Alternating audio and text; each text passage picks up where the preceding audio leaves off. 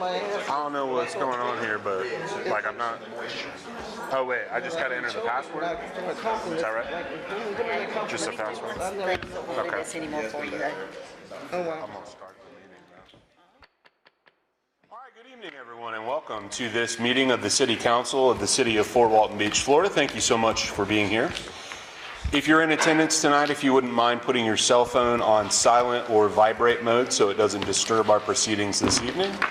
We will begin with a prayer followed by the Pledge of Allegiance. So if you're able to stand, please do.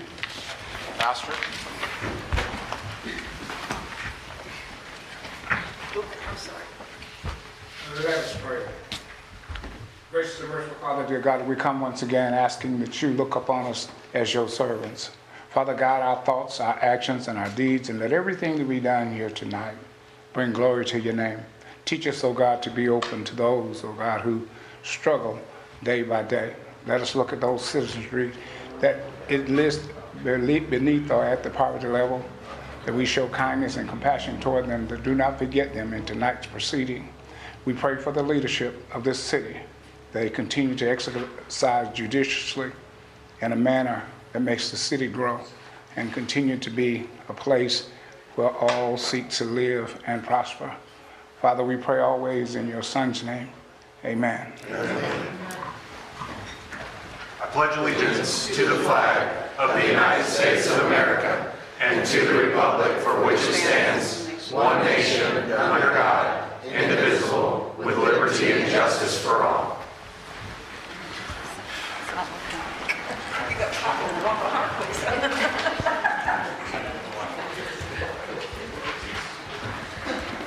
Pastor Willie Farrow, thank you so much for that wonderful grace. That was fantastic. Thank you, sir. Council, we need approval of the agenda tonight. Mayor, real quick. Yes, sir. Item number 9, I'll ask the council to redo that in the next meeting. I have found one council member whose term ended in April 2025 is still paying into the city system. One of the changes we made was a cutoff date for being able to pay into the system was April 2023. So I didn't think that changed. Gotcha. Okay. Council, can we get a motion removing item 9.4 and approving the rest of the agenda, please? So moved to approve the motion with removal of 9.4. Second. Motion made by Councilman Merrill, seconded by Councilman Jeter to approve tonight's agenda minus item 9.4. Any additional comments, Council? Please vote.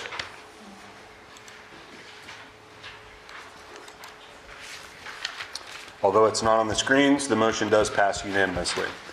That moves us to recognitions. Who we got? Chief Beige? No? Let's go to see the lawyer. Oh, okay.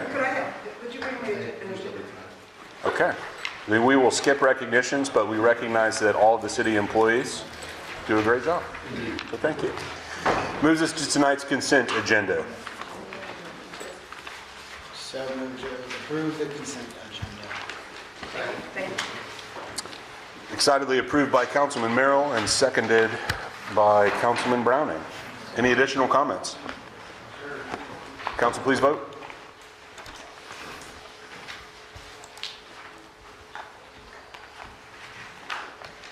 Tonight's consent agenda also passes unanimously. Brings us to mayor and council comments. We start tonight with Councilwoman Gloria DeBerry. Okay, I'd like to thank everyone for coming out to Liza Jackson, the sound, and the landing to clean up the parks. We got a ton of stuff. This is this last Saturday, and I appreciate all that, and hope to do it again. Thank you, Mayor. Councilman Jeter. I would echo the same thing. The cleanup went well, and then I would also like to say thank you to Daniel and Chief and everybody who played a part. It's only been one weekend, but I think it worked a lot better. All the emails that a lot of us get on the traffic down there on Magnolia and this and that, we were waiting for two-way traffic to open underneath the bridge. That's now happened. We were able to do some different things to alleviate traffic down there, and I think it worked pretty good. I think we've seen, can we do it more? Maybe Thursday, Friday, or Friday, Saturday, and Saturday, and Sunday was the only request that I saw. But thank you, because that's been years in the making. We've tried a lot of things, and thank you, Daniel and Chief, chief and staff are just continuing to try something until we found something that works, so hopefully that continues. Next, there's an item on here, I guess, for discussion of a sidewalk budget that was put underneath me. Yeah, so in our weekly discussions, you approached me about adding the sidewalk from the bridge to Fair Park, making it a little more walkable, safer, whatnots. So just trying to stay consistent with what we've done. You know, if we get 4 of you to say, cool, throw it in the budget, we'll throw it in the budget. If we get less than 4, then we punt on this till a different time, I suppose. But I'm all about adding it in. It's just going to go on for consideration when we present the budget, right? So there's kind of a lot of moving parts behind the scenes to fund it, but So even if we vote to add it in tonight, we don't even have a price correct. attached to it yet. We're just voting to say, let's put it in the budget so that we can decide if we want to exit out or not. Historically, I would have just added this to the budget, right? But I think recently we've decided that we want to have the council say, hey, do we want to add stuff like this to the consideration? So that's the only reason we had it on here. Now, so the TDC, we have, and obviously you're on the TDC board, we have about $1 million that is sitting in their fund balance that we can reallocate that we haven't used. That would be great, but we'd have to bring it back to the TDC for them to approve it. So it would be part of TDC funds, which we would be willing to do, because we're trying to figure out what to do with that $1 million balance to be able to spend it on something good. So we have to use it. Yeah, I mean, yes. Okay. And Just progression-wise, I think it's a sidewalk, right? Doesn't sound that difficult, but I would still prefer a third-party vendor that does this sort of consulting type work, design it out, saying this is your rough order of magnitude for price, but I think a good use of that $1 million is to design it out for us. One big project would be really nice. Yeah. yeah, and I certainly support it. I was just even curious as to, you know, we've talked about it being a bike path or a pedestrian path. I'm fine with the word sidewalk being in there, but even me and Daniel Payne have talked about different sidewalks, and we've had them in there, and then we moved them to the paving line item and this and that. So more so connectability from the bridge, because we have that 12-foot wide pedestrian path to the new roundabout at Hollywood. So yes, it's in our weekly discussions. I've been working on it for years. I'm glad I think we do now have the funding to do it. I just was... So sidewalk is my 8th grade vocabulary, call it what you will. I just put it on there for talking point. I'm fine with it. We just don't have a price beside it yet. So I don't know, do we really need, and I'm fine taking action on it tonight. I will not be here for the June 23rd meeting, so to request an agenda item to be on that meeting when I won't be here, if it's a CIP project, can we not just, we're still throwing things on and off the I budget. think because how it works usually when we request TDC funding, I don't know if Daniel would be a part of the conversation, obviously, but I need something from them to tell me how much they think it would be, so then I can request it from the TDC, and then it would go upon the board, and then the board would approve that we're allowed to reallocate those funds that we haven't used to use towards the sidewalk. So the Or only not reason, sidewalk, not sidewalk, path. so the only reason it's really on here as an agenda item is because it's TDC funds. If this was something Yeah, that you guys could put in the budget, you just would have put it in there, and then next week we could have said, yeah, we want to do this or we don't want to do that. But yeah, I think we're just looking for direction from council of how to reallocate the funding that we have, that we're not using right now. Make a motion, Jeter. Well, I'm just still, can I elaborate after we make a motion? Yeah, oh yeah. Okay. I'd like to make a motion for further discussion of our pedestrian path / sidewalk budget at our future budget meetings. Second. No, motion by Councilman Jeter, seconded by Councilman Merrill for further discussion of the non-sidewalk sidewalk at a future meeting. Councilman Jeter. We'll discuss it further. I think there's many more budget meetings coming up. We don't know the price on it. We don't even know the route. I'm glad to see it start to move forward and take shape, so I can't wait to see what does come of it, especially if we have funding from TDC, or we could use half-cent sales tax and call it an infrastructure project, because I know we're tight, and it's getting ready to get tighter on our overall budget. So I'm glad to see it progress this far, and I can't wait to see some numbers, but this is not approving anything tonight other than just some additional information. Anyone else wish to speak on this? I support it. And this is the time of year to do these things. This is the time of year to evaluate proposals, see what things that each council person is working for. So I'll support this motion. Looking forward to going through the due process. Thank you, sir. Council, please vote.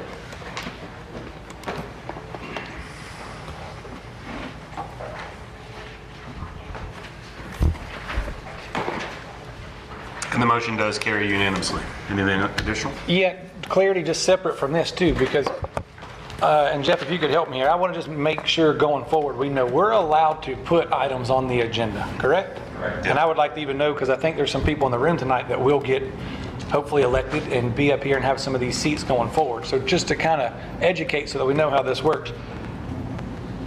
We don't have to have a request at this meeting to have something on the next meeting. Can we simply, do we have to even request it with the red light on, or can we just send an email to staff and have it as an agenda item to take action on it? You can send an email to staff as long as it's prior to the deadline for the agenda. Okay. I wish it's Thursday, late before. Right, post on Thursday at noon if I have everything. So last Thursday at noon will be your deadline. Yeah, so obviously you can do it with the red light on so that the community has plenty of time to know what you're trying to accomplish, but you can simply send an email and get it on there as an item to take action that night. You don't have to have it voted on for a future meeting.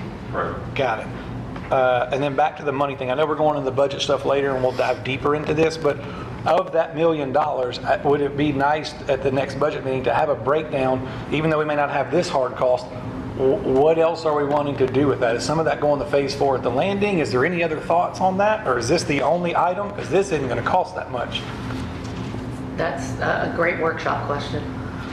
Well, and that leads me into the budget, because I really think this 4 o'clock budget meeting next week is going to be a lot longer than 4 o'clock. I'm not saying everybody can take the whole day off, but I know we've done it in the past, and if that's the original first day that we whiteboard, me and Mr. Jason had this discussion earlier about really ripping the Band-Aid off and seeing everywhere, whether that money's there and how we got to spend it, attached to it, what account it's coming from, what we can or can't do with it, what services are we cutting. I don't want to wait too late. I want to start next week. I don't want to wait too late to just immediately go, we got to increase the millage. I think going back to newly elected people that could be coming up here, I think it's our job as a body to set them up for success.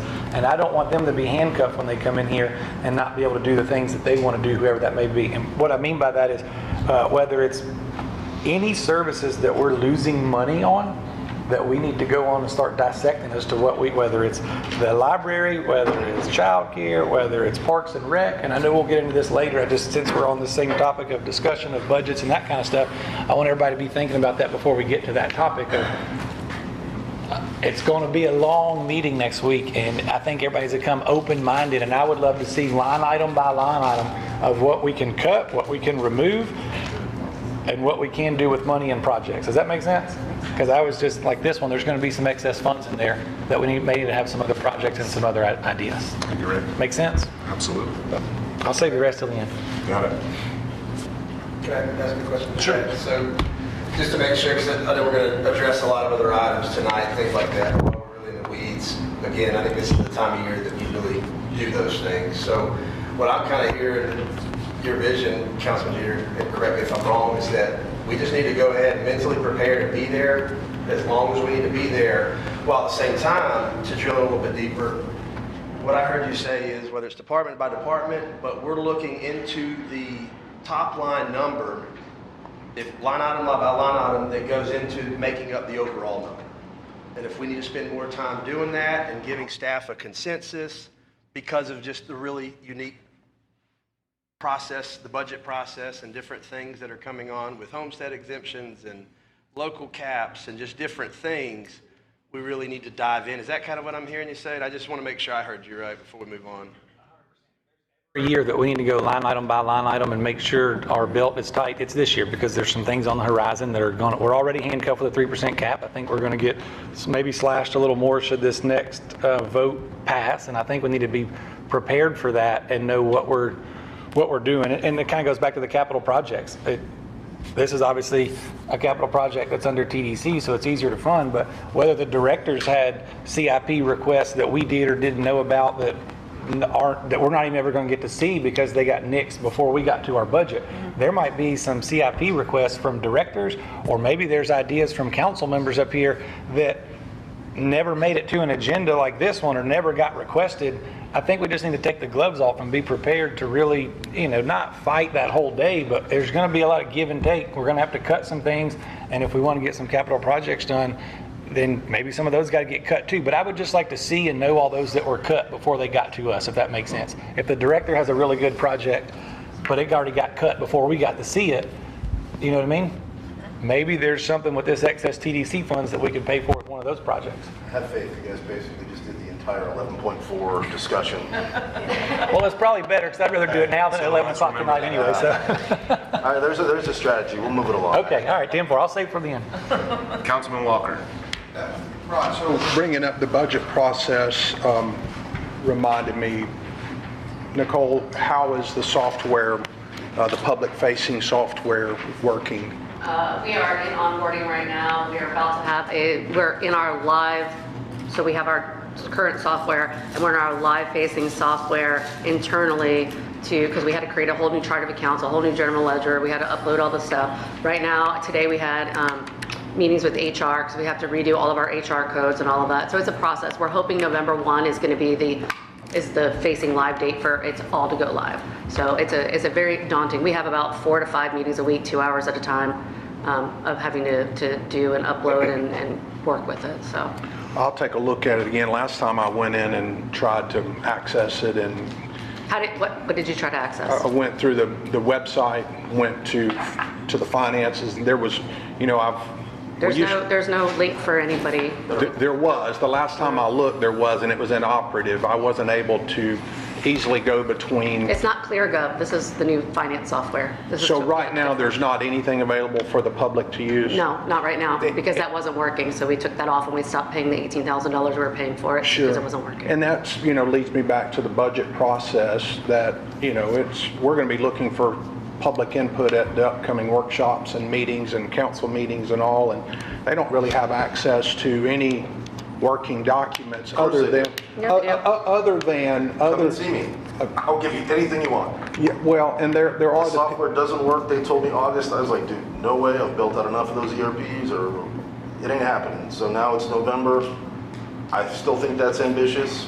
I do not want to turn on that public-facing thing until it's right, because I don't want to hear the nonsense that I heard back in the day with the AI stuff that was printed wrong.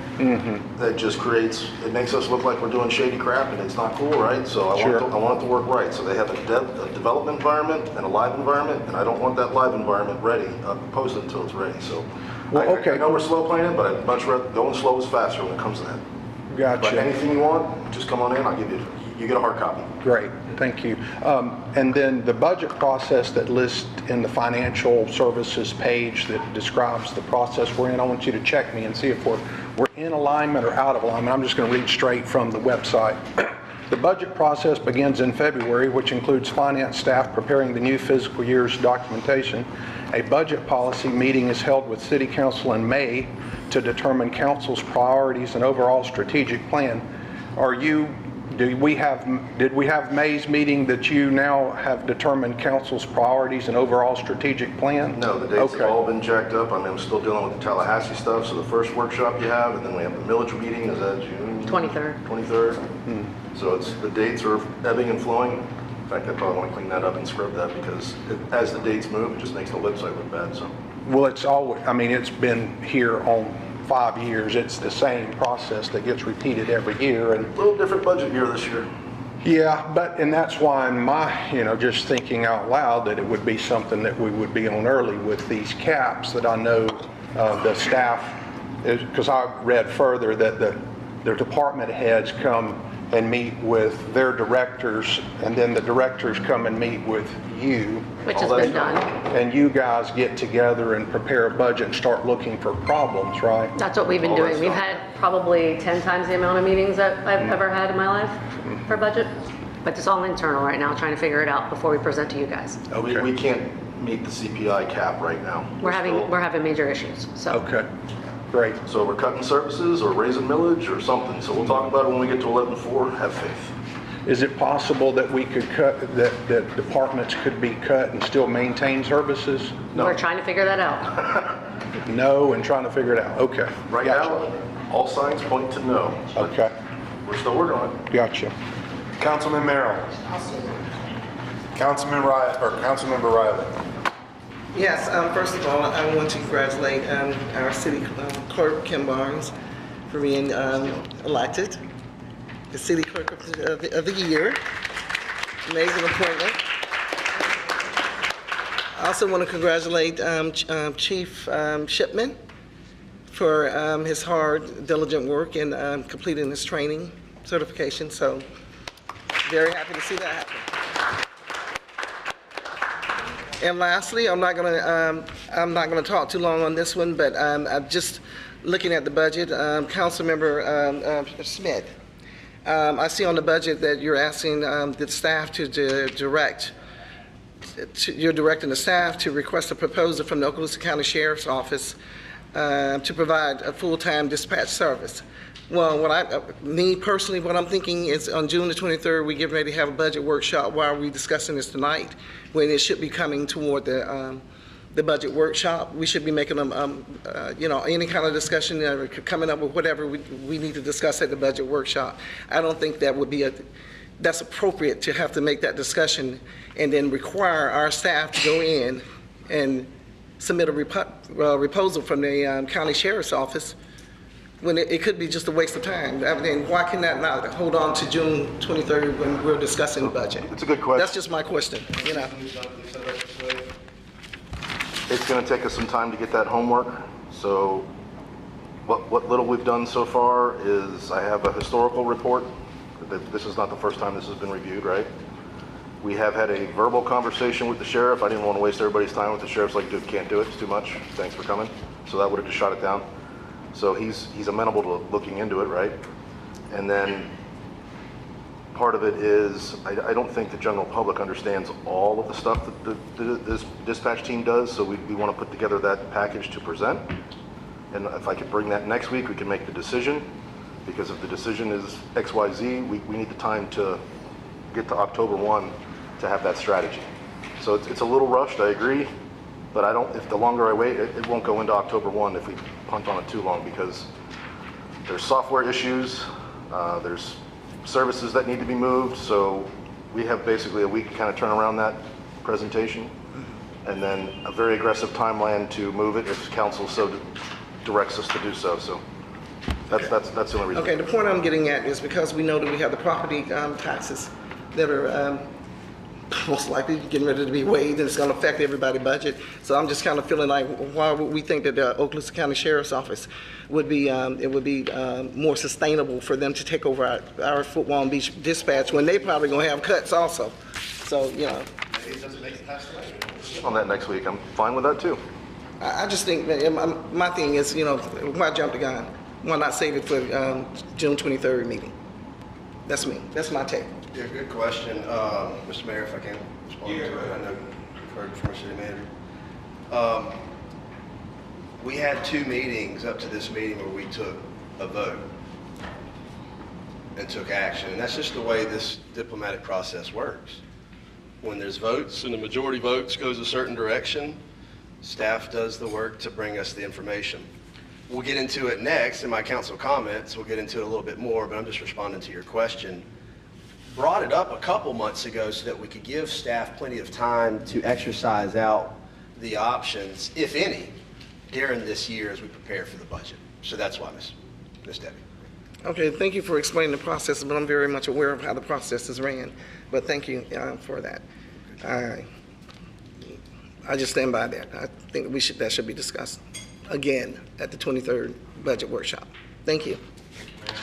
Councilmember Schmidt. Mayor, so moved for staff to request a proposal from the Okaloosa County Sheriff's Office to provide full-time dispatch service for Fort Walton Beach to be brought back during the budget process for council consideration. Motion by Councilman Schmidt, seconded by Councilman Geer to request a proposal from the Okaloosa County Sheriff's Office to be brought back during the budget process for your consideration. Additional comments, sir? I just really want to clarify that. It's just getting a proposal back, and we see staff's information as well as a proposal. Supporting this motion does not guarantee we're starting the process to consolidate. We are in a very unique time during this budget process, whether it's the homestead exemption. The first year, we're probably going to take about a $1.2 million hit in our ad valorem because of the $150,000 exemption that will probably pass in November. These are little things that we have to go through a process and discuss and debate, while all of this is for still maintaining safety and service is the #1 priority. Our fire goes through the county dispatch. So I don't think any of us are going to be advocating during this time to stand up a fire department dispatch. So this question, or this motion is specifically about getting staff just to bring a proposal back. There may not be any savings, and I'm the first one to motion is done. There may be a savings, while make sure we maintain that level of safety. That's my motion, Mr. Mayor. Thank you, sir. Councilman Jeter?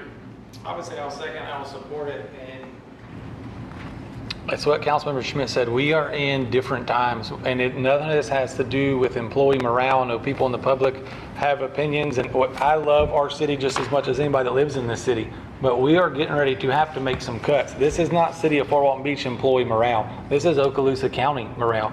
This is the state of Florida morale. Everybody that I've talked to is going, oh my goodness, well, what are we going to do? So all this simply is doing is bringing back a price. To me, it's kind of like the sidewalk. I don't know if we're going to do the pedestrian path, an on-site pedestrian path. We don't have a price on it yet to even know what it's going to cost to do it. So let's get a price, let's get a plan and see if we have the money to do it. This would be the same thing as that. We're going to have to price out a lot of stuff going forward that we may not be able to afford to do anymore. We have a 3% cap, and we're getting ready to possibly lose a lot of revenue. There's no ifs, ands, buts, or ways around it. So that's why I support it, so that we can see the data. Thank you, sir. Anyone else want to comment on the motion? Well, I'm going to tell you right now, I don't support it. And basically, you're absolutely right, the whole state of Florida will be affected. But on the other hand, not only will the city be affected, but the county is going to be affected as well. So my thing is, you want to, contract the dispatch department out to the sheriff's office, but the sheriff's office is going to get cuts too. So all of our safety protection agencies will be affected by the cut. I mean, the wave of the property taxes. And so not only our city, but our neighboring counties as well. And I just can't see, pushing to give up services that our city is providing and has been providing and has done an amazing job, a good job, and just, But I know we got a cap. I understand that. I'm very much aware of that. I just won't support it. Thank you, ma'am. Anyone else? Mr. Walker? Yeah, I'll be supporting it. I believe that it does give us a look, see if there is a potential savings there or not. And I think we all agree that if there's no savings and the study or the evaluation was done properly and well, that we'll either see a savings or we won't. And Ms. Debbie, that I thank you for your comments, because it clued me in. It reminded me that we city taxpayers also pay the county taxes, but large portion of our property tax bill, and from that, our county taxes that we pay, it goes and lands in the buckets up there at the county, and from it, they create the sheriff's department budget, and with that budget, they provide county dispatch for the police. So we city citizens pay twice for dispatch. So I think it creates an opportunity for us to get our money's worth from the county instead of having to pay for duplicated services, but time will tell in the study. So I'll be supporting it. Thank you, Mr. Mayor. Thank you. Councilman Merrill? Yeah, I agree with Ms. Riley. The way we come in, we are going to face a lot. Both this vote in November hasn't happened, it hasn't passed. I do think we have to have some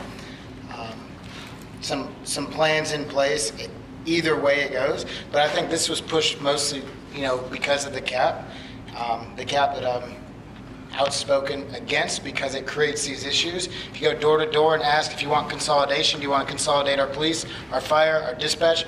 Most people that I've talked to personally say no. When we shop out, I've said it before, when we just shop out just to see, it does undermine the morale and everybody in that job. And if that's the approach we're going to take and that's how we're going to do it, I think that we are setting ourselves up to lose good people that would stay, to not create departments that people believe in, that they believe they have a future in. And so until we're forced, until our hands are tied and we're making such big cuts because that vote passes in November, like Ms. Riley said, that could be something that could totally upend all of this with the county's budget. The budget cuts to the county are going to be much larger than the budget cuts to us. Obviously, they have a bigger budget. So for those reasons, I won't be supporting it.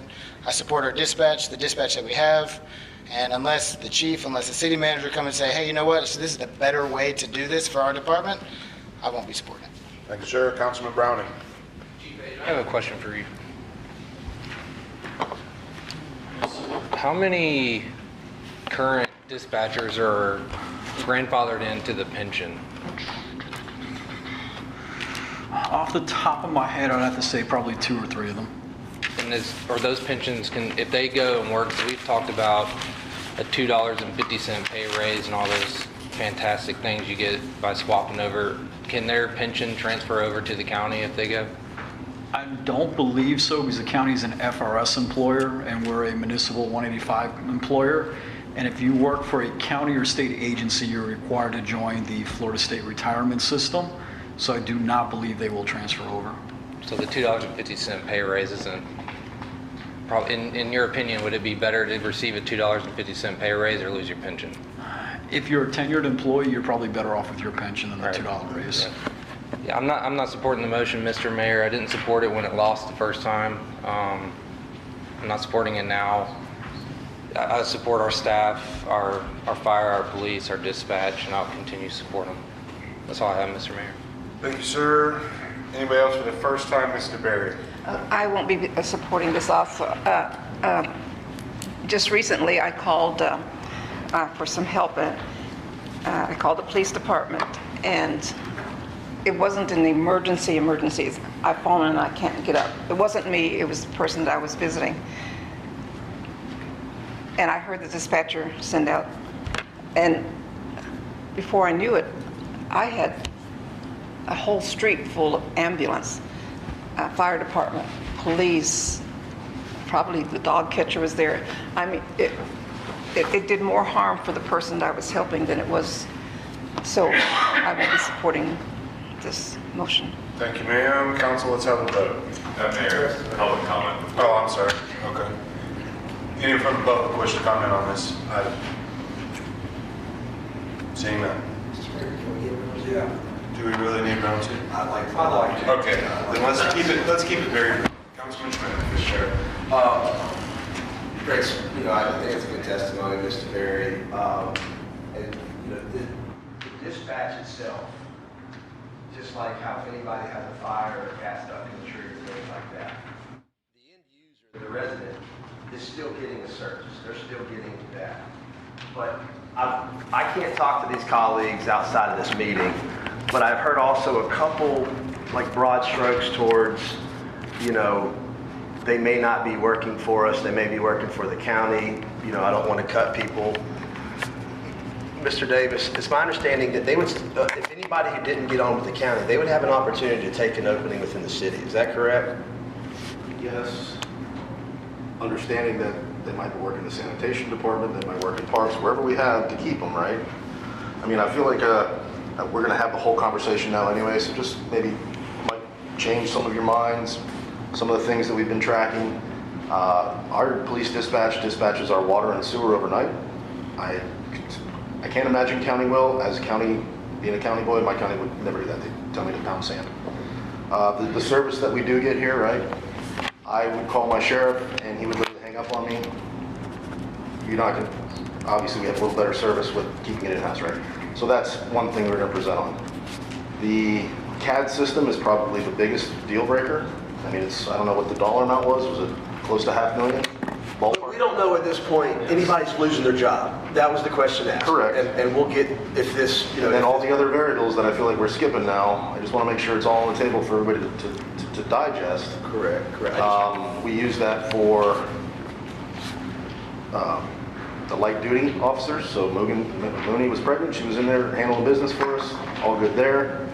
There was, flip the coin over. Again, I'm trying to stay, I can't let my emotions get involved. I just want to present all the facts. Sure, so you have everything to digest. The logic previously, the only reason this was shot down before, even though there wasn't cost savings, was they wanted somebody in the lobby to handle calls overnight when somebody runs up on the door saying, hey, I've been whatever. Somebody's there to greet that person. That would go away under that scenario as well, right? And we also heard recently, just earlier on the meeting, that we're having a hard time staying below our legislative required actuals. Is that correct? Yes. Okay. Well, so we're going to be putting staff in a very tough spot as we go through this budget process. If we don't, all this motion is including is requesting a proposal. And if we continue to not look and evaluate proposals, the math isn't going to math when we keep going through this budget process and not look at proposals. But I just wanted to clarify, making sure nobody is losing their job. It may not be in the same desk in the same office within the city that would continue to activate their pension. That's all for now, Mr. Mayor. Thank you, sir. Councilman Walker. All good discussions. Recently, Chief Page and I discussed with him out here at the podium the Destin police calls to the city by contract through the Sheriff's Department. If memory serves me right, they received 36,000 calls in 2025 and we received 31,000. Those 36,000 calls were handled by the Sheriff's Department staff, of which we pay for. City taxpayers pay for the Sheriff's Department budget, which provides the call services for Destin at 36,000 calls. We're at 31. So I'm blown away a little bit up here by a couple of things. One, I've heard several times the morale of staff, and I'm actually interested in the morale of taxpayers. The morale of taxpayers doesn't seem to be being considered up here, and to simply request a bid that may come back with a savings or an expense just seems, what in the world are you thinking? Why would you not want to know if the Sheriff's Department could save our taxpayers, who we're up here to represent, a savings? So I find that interesting, that staff is considered prior to taxpayers. So I hope that that sways someone's thoughts up here to change it to a yes vote.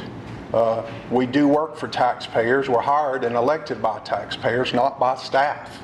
And the morale of taxpayers is important, so I've not heard any mention of that. Thank you, Mr. Mayor. Thank you, sir. Mr. Mayor, may I? You may in just a second. Councilman Jeter had his hand first, and then Thank you.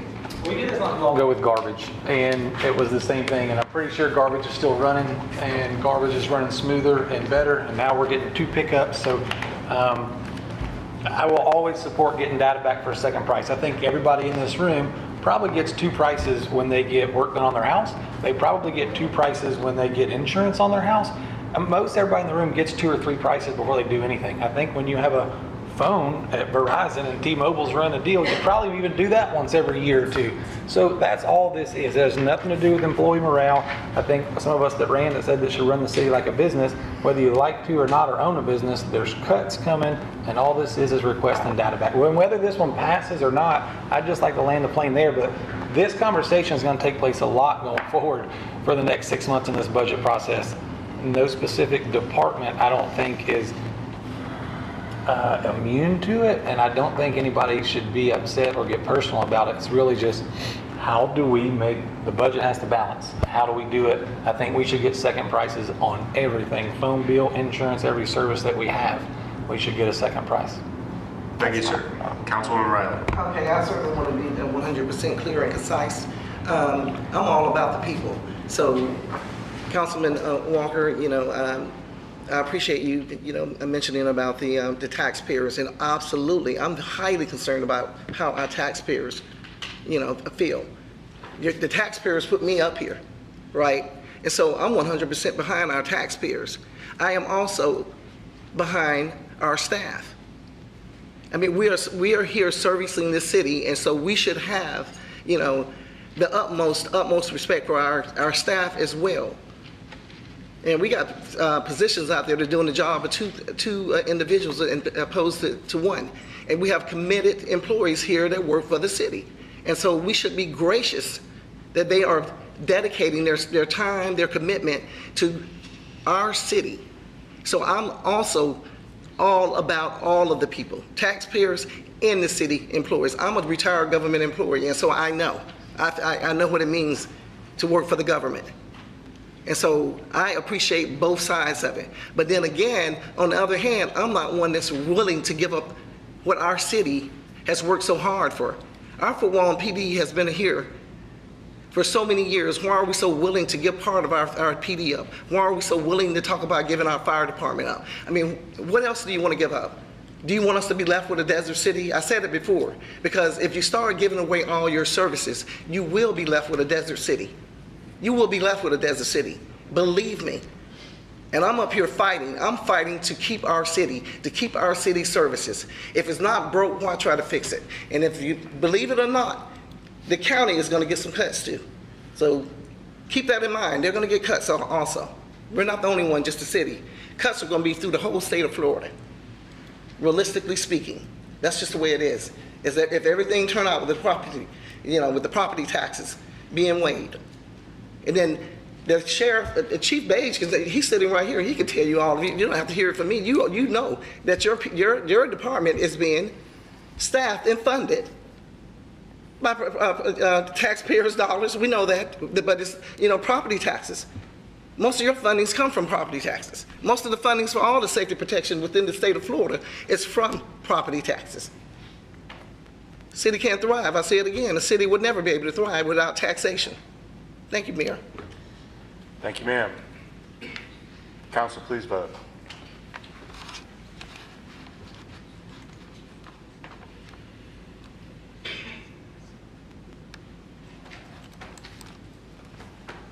And the motion does not pass. The vote 4-3, not in favor. Councilman Schmidt, you have a second item. Yes, sir. Mr. Mayor, so moved on a future agenda item for reinstating the waiver and impact fees and water and sewer connection fees via ordinance 1927. And again, that motion is for staff to bring us back for first reading. And I'd like to see in that first reading discussions some of the pros and cons of that ordinance that has happened in the past. That's my motion, Mr. Mayor. Second. Motion made by Councilman Schmidt, seconded by Councilman Jeter to request a future agenda item with some staff backup for reinstating the waiver of impact fees, or rather impact fees and water and sewer connection fees. The waiver of them as we used to have in the past. Is that correct, sir? That is the waiver. I like to call them delayed, because you're going to get it on the back end. You know what I mean? The taxpayers are going to get it through the utility revenue and the increased property tax value. But for here on out, Mr. Mayor, I'm going to try to use the word delayed. Thank you. Yep. Anyone have any thoughts on this motion? Anyone from the public wish to speak on this motion? Seeing none, council, please vote.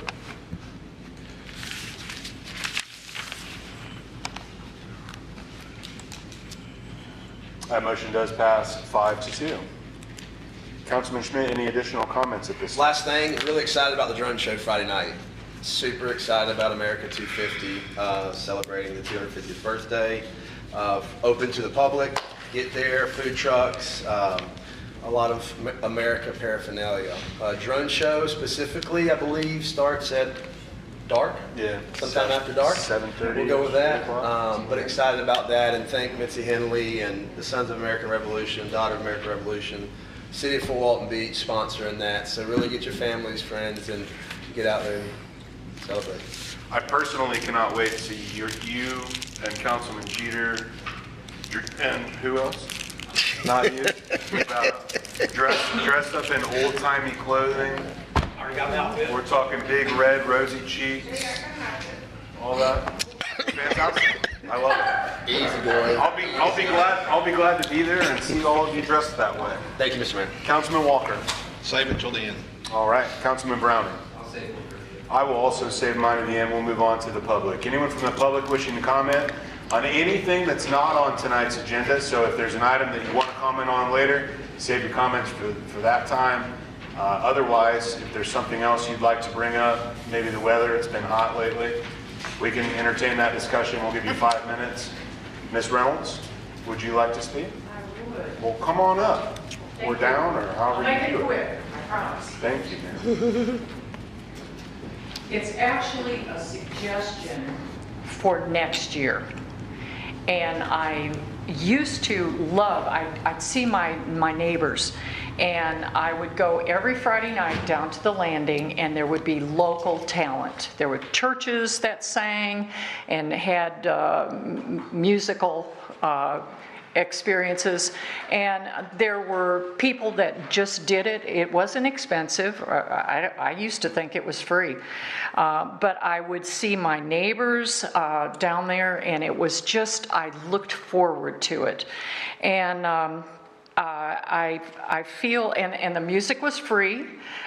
Destin charges to get in to see what they do on during the week, but we always have an open experience for the people that live in this town. Stagecrafters, choruses, the high school bands, we just have so much talent, and we could just get them down there, and that way I would see my neighbors, I would see people, and it was all through the month of June and July. And then football started up pretty much after that. I wish that we could get a committee and that we would have something next year and start it on a Friday night and have it down at the landing. It was just a very wonderful experience. And I'm hoping that maybe we can consider that next year. Thank you. I think it's a wonderful idea, ma'am. I do too. Yeah, it's very possible. I'm gonna start singing. We may see some middle school bands performing out there. Very important. Anyone else from the public wish to speak on anything not on tonight's agenda? Yes, sir. Just come on up, say your name and address, please. Hello, my name is Albert Sousa. I live at 607 Country Club, moved recently. 607 Country Club, Fort Walton Beach, and this is my first time attending one of these city council meetings, so thank you for having me and putting this on. What I wanted to bring up was when I was listening, I think I was probably a little too late, but I just wanted to, I guess, let my public comment be known about the budget and the voting on the possible dispatch through Okaloosa County. So I'm a local business owner. I own a business in downtown Fort Walton Beach, and to Councilman Jeter's point, if we have landscaping and I've got employees that I'm paying to do landscaping and I can go and contract that out and find it elsewhere for cheaper, great. But if those employees are the best landscapers out there and they're so efficient and so good at their job, then that will basically show for itself. So what I'm saying is that I believe in efficiency and all else. If they can do the same job and they can do it either better or cheaper, then that's great. But I think if you let it be known, like, hey, this is something that's going out there, we are looking at potentially changing dispatch to the county, then that also can create some maybe morale in the positive way. Say, hey, this is our opportunity to make our operation much more efficient. And if the city can make their dispatch extremely efficient, then it wouldn't even win in a vote, and it wouldn't come down to it. So I guess what I'm trying to say is an efficiency competition could lead to savings, and if we can do the same thing for cheaper, I'm all for it. So that's my comment. Thank you, Mr. Sousa. Thank you. Anyone else from the public wish to comment on anything not on tonight's agenda? Seeing none, we will move on to ordinances on first reading. Mr. Burns, this is where you're the star of ordinance 2215. Thank you, Mayor. Ordinance 2215, an ordinance of the City Council of the City of Fort Walton Beach, Florida, amending Land Development Code Section 5.01.07, storage buildings, storage sheds, shipping containers, greenhouses, and detached garages or carports to allow for commercial uses of shipping containers, provide for authority, provide for severability, provide for an effective date. This is first reading. I think Mr. Gibson's here to present on behalf of the staff, and I can also present it if anything happens.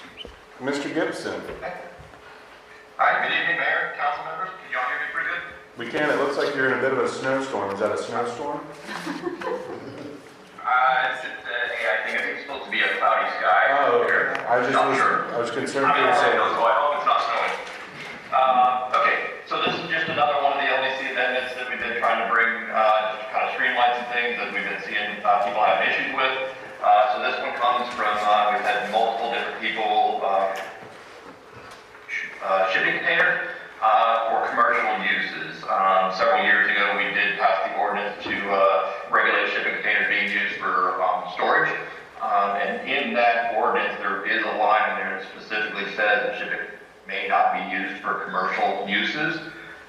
So really this is going to be, I don't know if you've ever seen them or if you're familiar with like the small sliders that went in Mary Esther, where they take a multitude of these shipping containers, they connect them, they make them look really nice and stuff, but it's just really, it can be done large, or some of these can even just be like one shipping container that's being turned into a bar or something along those lines. So we did do some research. We looked out to see what other places around the state and the area are doing. Most of them don't really have any kind of restrictions in them at all for shipping container. But this really is just a fairly straightforward one. All we're doing is taking out the line, shipping containers allowed per section 5.1.7 shall not be used for any commercial use. Space will be rented out for any use.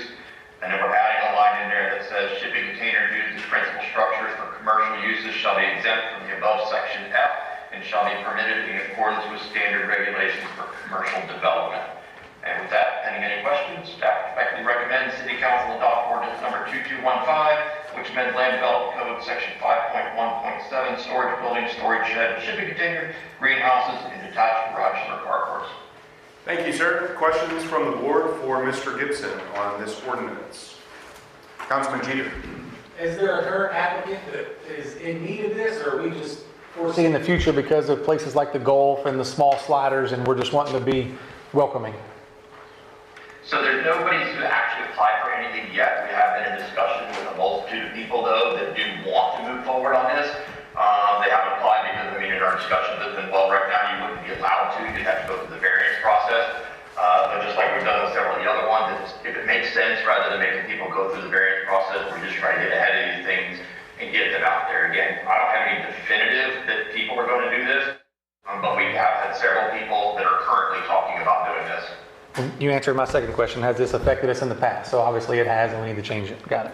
Thank you, sir. Anyone else? Questions? Councilman Merrill. Just clarity on 2.3. If I'm getting this right, we're saying you can use them as principal structures. Are you asking to keep or remove the part that says you could use them strictly as storage?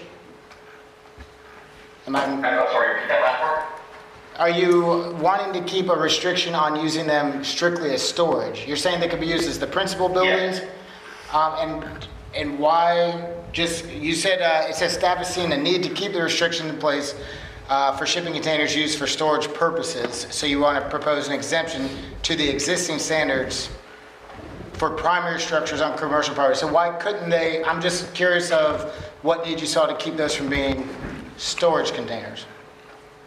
So right now, so this was really written, this section is really dealing with like storage buildings and stuff like that. It's just that line in there that's talking about it cannot be used for commercial use. So really this whole area is designed for them being used as just a storage building. And what's written in there currently is, things about them having to be screened from use, having to be cleaned, having to be cleaned. All those kinds of things we want to keep. Obviously, if it's going to be developed as a principal structure, it's going to meet all the building code and all the other land development code. So we're just recommending to keep everything in there as is with just them being used as storage buildings, but just remove the commercial aspect out of that. Okay. Thank you, sir. Anyone else? Questions? Ms. DeBerry. Maybe I missed something here, but why only for storage buildings? Why not use them as a commercial entity? So this is going to allow them to be used for commercial activities, for them to run a business out of them, to convert them into like a storage stuff. So that's what this is going to allow them to do, is to do that. Oh, okay. Okay. Thank you. Anyone else on council with a question here? Anyone from the public wish to speak on this proposed ordinance? Council, you wish to take any action tonight? Mr. Mayor, so moved to adopt ordinance 2215. Second. Motion by Councilman Jeter, seconded by Councilman Browning to move forward with ordinance 2215, which will again be available for a second reading at an upcoming meeting. Any additional comments? I met some family at the Gulf this weekend, and that building is awesome. And I hope somebody opens something like that in downtown Fort Walton Beach, because we changed our LDC. It's coming. Fort Walton Beach 2.0 is coming. Fantastic. They're coming. Anyone else? Council, please vote.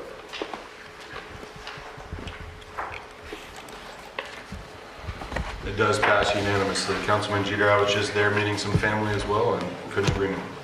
Brings us on to item 9.2, ordinance 2216, Mr. Burns. Thank you, Mayor. Ordinance 2216, an ordinance of the City Council of the City of Fort Walton Beach, Florida, amending Land Development Code, Section 9.00.03, development permits and development orders required, exemptions, recording, provide for authority, provide for severability, and provide for an effective date. This is first reading, and Mr. Gibson will present on behalf of staff. Mr. Gibson. Hey, good evening again. So this one is just really trying to think of some stuff as well that we've seen pop up over the last 3 years. We don't have anybody applying for this right now, but it's been not an issue, but just something that we've seen people have issues with. Currently, basically, if you're going to build anything other than a 1 or 2 family house that's 1,000 square feet or more in size, our code requires a development order to be done. Different municipalities and jurisdictions have different size requirements. Ours has just been 1,000 square feet for a very long time now. One thing that's come through is people putting up pole barns. Those are very simple structure, but it is still under the definitions in our code considered a structure in a building. So any pole barn over 1,000 square feet requires a full development order. It's just going through the development order process can be, more expenses for a development, having the civil site plans done, stormwater master plans done, all sorts of things that have to be done and submitted with the development order versus just going through a development permit process where staff believes that we can still regulate all the different requirements as far as impervious surfaces, landscaping requirements, all that sort of stuff can still be caught and enforced through the development permit process, and just allow them to pole barns. So what we've recommended is exempting pole barns that are 5,000 square feet or less, that are only enclosed on no more than one side. That allows a little bit more flexibility in there.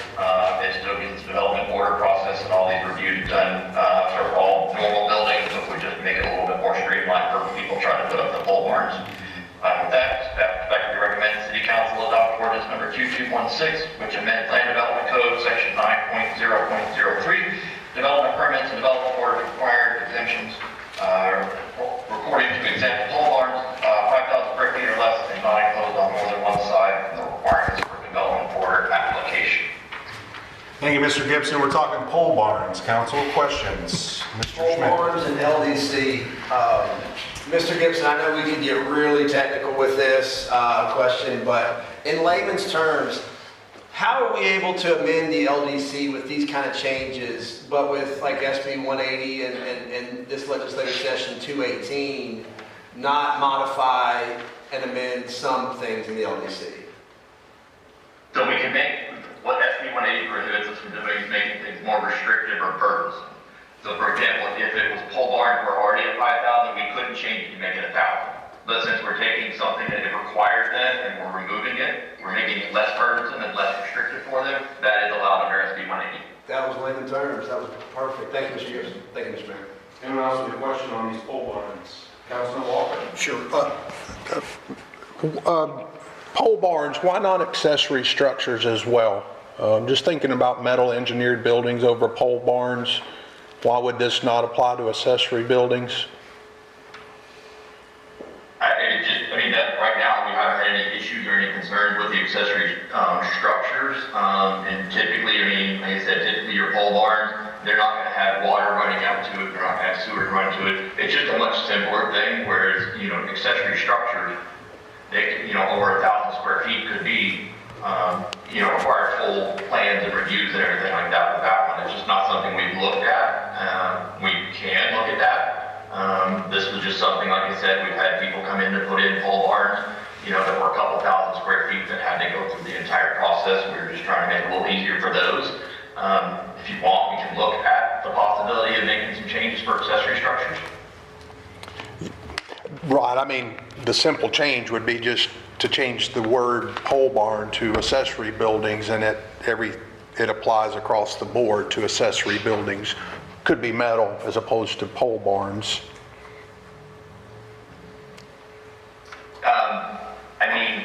It depends on what that accessory structure is going to be in there. I guess is where I'd like some time to go through and make sure we're not getting ourselves into something that's going to backfire or unintended consequences on there.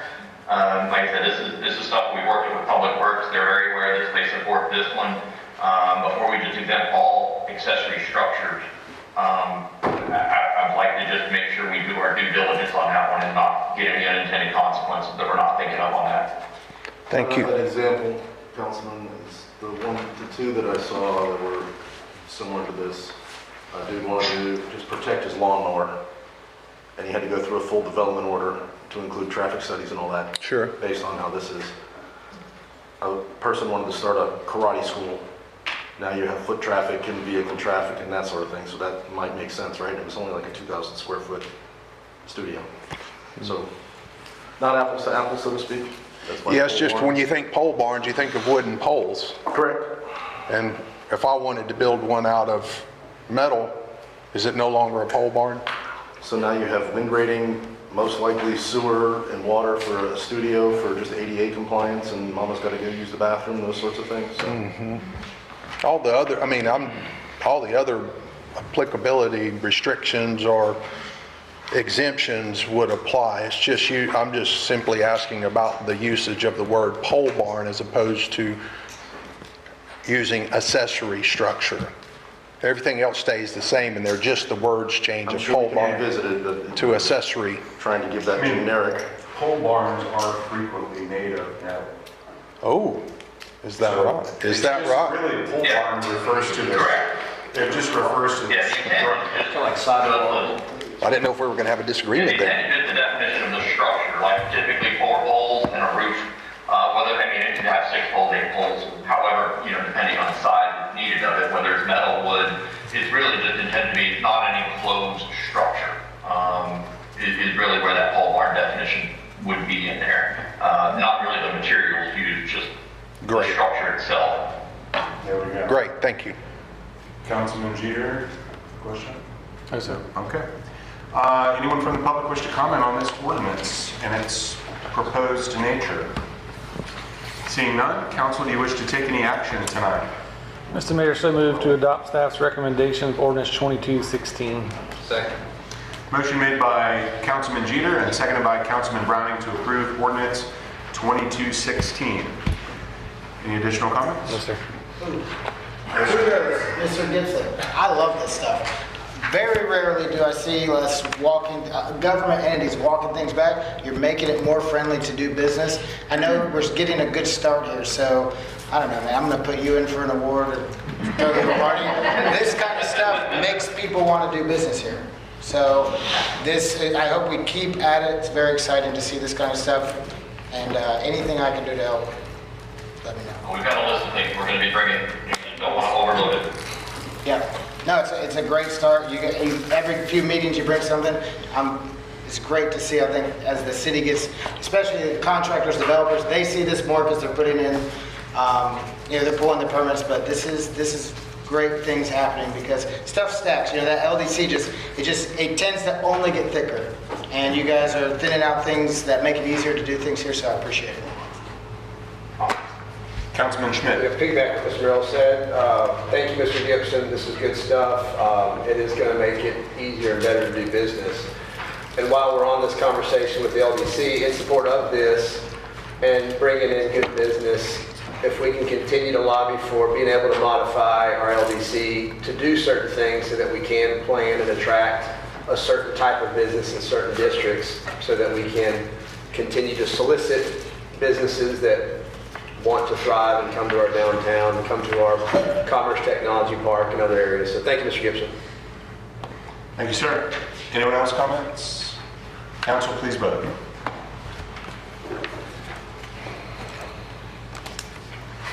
Then ordinance 2216 does pass to a second reading by a vote of 7-0. Mr. Gibson, stand by. We'll have more for you later.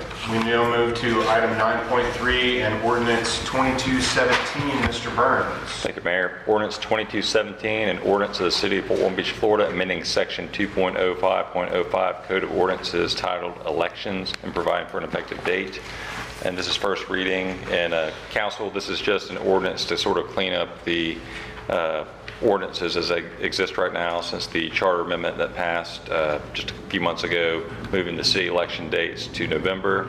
The current code does not match up with the actual charter right now because it has the elections still remaining in March of the odd years.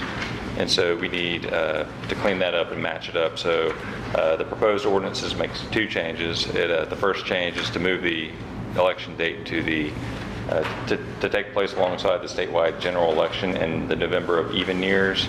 And then also it does remove some outdated references to designated seat numbers. Apparently that was not made, that change was not made last time the charter was amended back in 2014 to remove designated seat numbers. So we went ahead and made that change as well. And so those are the 2 changes, and we'd recommend that council pass this ordinance so the ordinance actually matches up and reduces confusion to the general public. Thank you, sir. Questions on this for Mr. Burns? Seeing none, anyone from the public wish to speak on this item? Council, do you wish to take any action today? Mayor, so moved staff's recommendation. Oh, I'm sorry, sir. I think I've got a quick question. Oh, come on up. The answer to Chuck Halverson, 16 Memorial. Name and address, sir. Chuck Halverson, 16 Memorial. I thought I said, but this picks up only here, I guess. Is this ordinance, does that have anything to do with question 1 on the referendum? Exactly. Okay, so you're changing it without... We're changing this to match the referendum. Okay, oh, that one passed. Okay. What's that? So the code has to be updated. Right, okay, thank you. All right, so you did make a motion, sir? I'm sorry.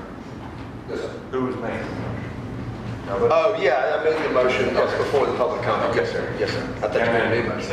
Okay. No extra comment. So motion by Councilman Smith, seconded by Councilman Jeter to approve ordinance 2217. Any additional comments? No, sir, we're good to go. All right, please vote.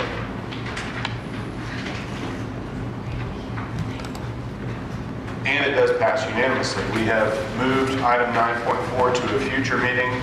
That brings us to item 10.1 under ordinances on second reading, and ordinance specifically 2211, Mr. Burns. Thank you, Mayor. Ordinance 2211, an ordinance of the City Council of the City of Fort Walton Beach, Florida, amending Land Development Code Section 4.01.02, residential design standards to remove minimum roof pitch and overhang requirements, provide for authority, provide for severability, and provide for an effective date.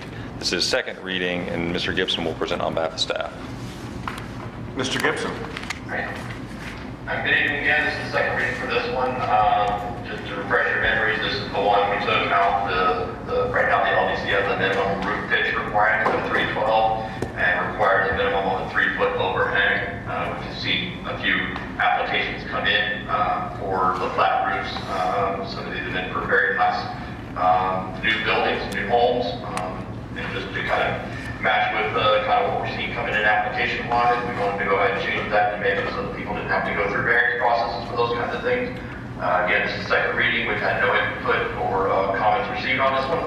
Staff does respectfully recommend City Council adopt ordinance number 2211, which amends Land Development Code Section 4.1.2, residential design standards to remove minimum roof pitch and overhang requirements. Thank you, sir. Questions, council, on these roof pitch changes? Seeing none, anyone from the public wish to speak on ordinance 2211? Council, you wish to take any action tonight? Mr. Mayor, so move staff's recommendation to adopt ordinance 2211. Motion made by Councilman Jeter, seconded by Councilman Merrill to approve ordinance 2211. Any additional comments? Piggyback off Mr. Merrill and Mr. Schmidt. Thank you, Tim. Things are constantly changing in the world. Design standards, architects, there's conferences every year of new products and new stuff that comes out. So thank you for staying ahead of it and not be willing to fight or resist change, because change is always coming around the corner. So. Anyone else? Council, please vote.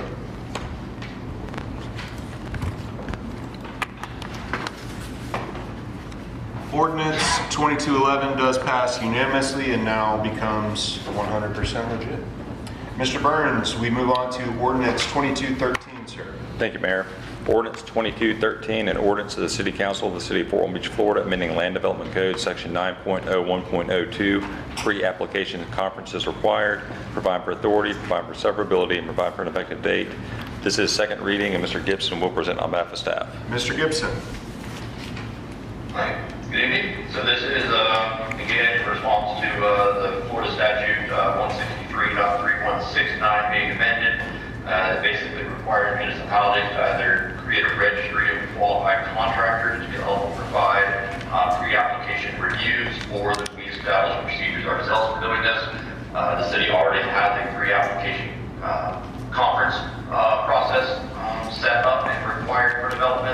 This basically just allows us to do that pre-application review as part of that process now, so that we can keep those reviews in-house.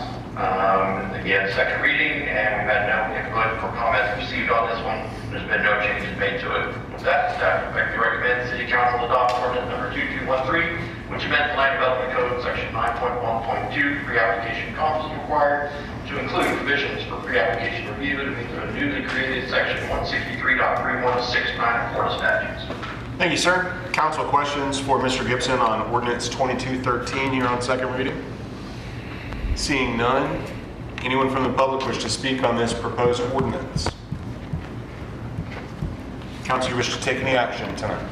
Mayor, so moved. Staff recommendation. Motion made by Councilman Schmidt, seconded by Councilwoman DeBerry to approve ordinance 2213. Any additional comments, council? Yes, sir. Please vote.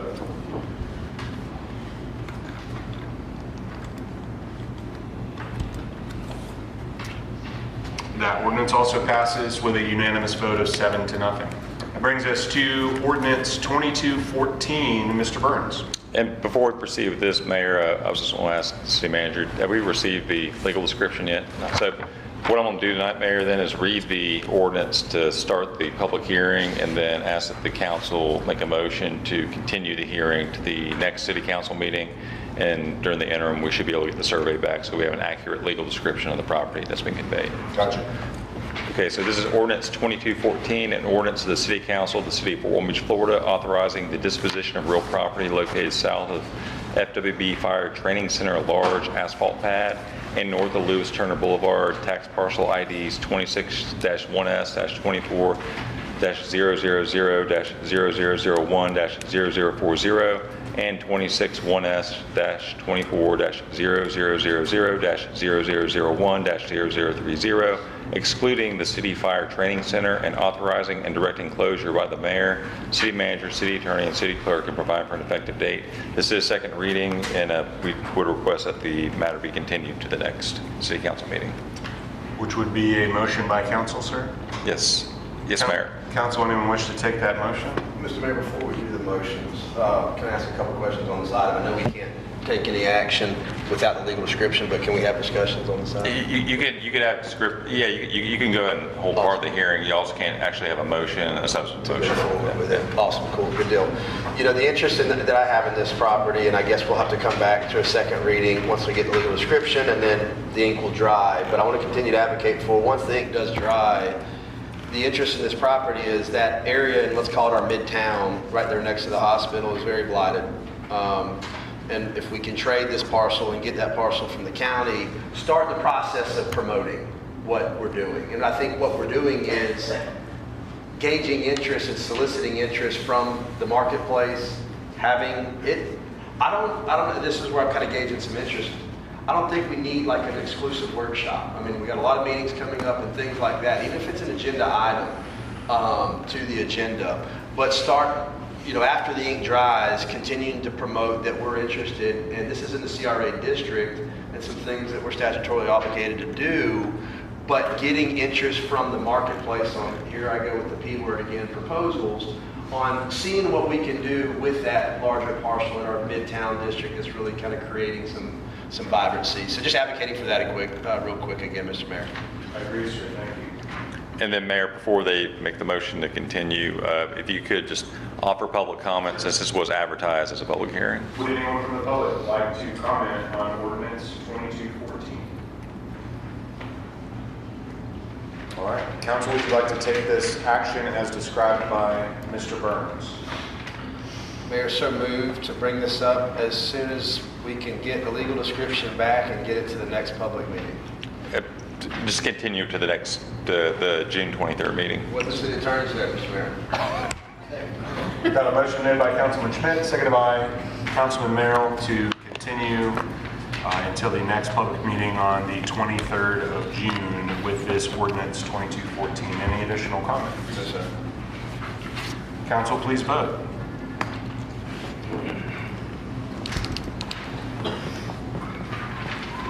And that motion does pass unanimously. Due to the potential length of the following item and Mr. Gibson standing by on Zoom, I would like to, if council is agreeable, to do 11.2 before we move to 11.1, as we do also have a couple people here in the audience who have been waiting patiently to Mayor, speak so on moved this. to amend the agenda to move 11.2 up right before 11.1. Second. Thank you, sir. Council, please vote.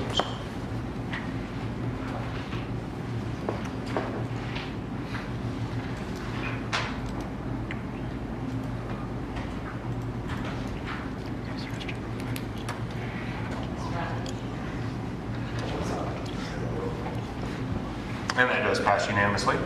All right, so we'll do 11.2 first. Consideration of the First Amendment to the Development Agreement for Bayside Breeze Apartments. I know this is quasi-judicial, Mr. Burns. Thank you, Mayor. Yes, this is quasi-judicial. I know the applicant's here, and I know Mr. Gibson's here on behalf of staff. I don't think staff's going to actually have to provide any actual testimonial evidence here tonight, but I will go and swear in the applicant and any representatives. So, do you all swear to tell the truth, whole truth, nothing but the truth, so help you God? Okay. And then I'll also do the colloquy to see if any ex parte communications have been made. Mr. Browning, have you had any ex parte communications regarding this item? No, sir. Mr. Berry? No. Mr. Jeter? No, sir. Mayor? No, sir. Mr. Merrill? I received a phone call that it was on the agenda. Just a heads up. You had a phone call? Yeah. Are you, what was the nature of the phone call? Just letting me know that it was on the agenda. It was something that came up, and just a little background of the issue. Are you going to be able to limit your consideration of this issue to only the evidence and matters presented at this hearing here today and be able to ignore that phone call? Yes. Okay. Ms. Riley? Yeah, I spoke with a member of the public very briefly, and just mentioned that it will be on the agenda as well. And will you be able to disregard that phone call and base your decision on? Yeah, Okay. yeah, I was aware it was on the agenda. And then Mr. Walker, any? Same, I received the phone call. Okay, and same, you'll be able to base your entire decision on the evidence you see here? I will. Okay, thank you, Mr. Walker. And then when Mr. Schmidt comes back in the room, I'll have to, before he makes a motion, administer the colloquy to him as well. Mr. Burns, I also did receive a voicemail regarding this issue, but I will be able to make my decision if it were so necessary that I would be voting on this issue based solely on the evidence. I think. Okay. And now that Mr. Schmidt's back here, I'll go and just ask him the questions real quick before we get.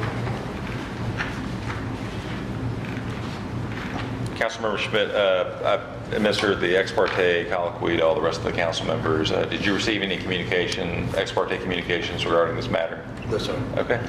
Okay, so now, Mayor, I was asked by the applicant and Mr. Gibson, since he's appearing remotely, to give a quick summary of what they're asking for. Back on April of last year, the Housing Authority got their original development agreement approved by the council, and then they had to make some slight changes. I think there were some Scrivener's errors in the legal description. They came back in June of 2025 and actually got that amended at that point in time. And now today they're kind of doing something similar to what they had to do back in June of 2025. It's a little bit different. When they went out there to develop the property, apparently the soil was too mucky and not of a good stable condition to build the actual structure they need to build on that. And so they've moved it, I think, 200 feet to the west. They can actually attest to what direction it is when they get up here, but they had to move it.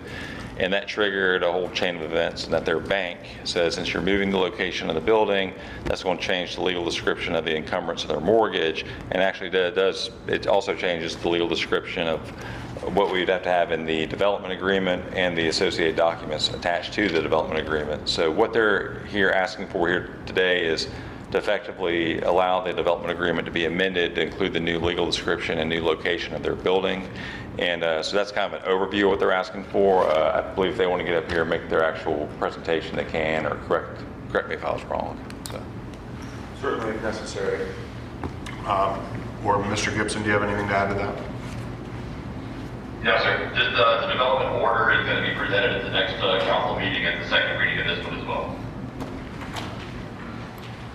Council, you have any questions for Mr. Gibson, Mr. Burns, or the group?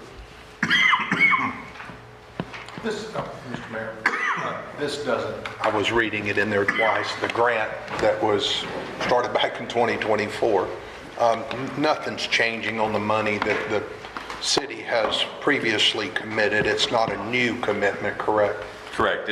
Nothing's changing on that end. It's just reaffirming that we're still committed to that. Correct. Okay, great. In fact, it'll extend it slightly because they get that certain amount of time that's gone by. Gotcha. Cool. Anyone from the public wish to speak on this item? Seeing none, council, you wish to take any action tonight? Mr. Mayor, so moved to authorize and execute the First Amendment to the development agreement for Beach Housing Authority, Bayside Breeze, located at 27 Robinwood Drive.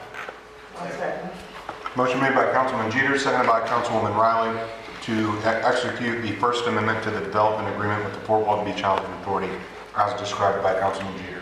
Any additional comments? Yes, sir.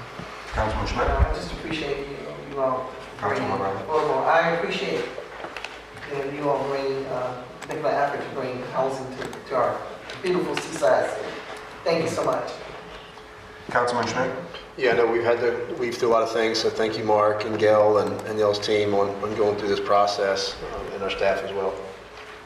Thank you, sir. Council, please vote.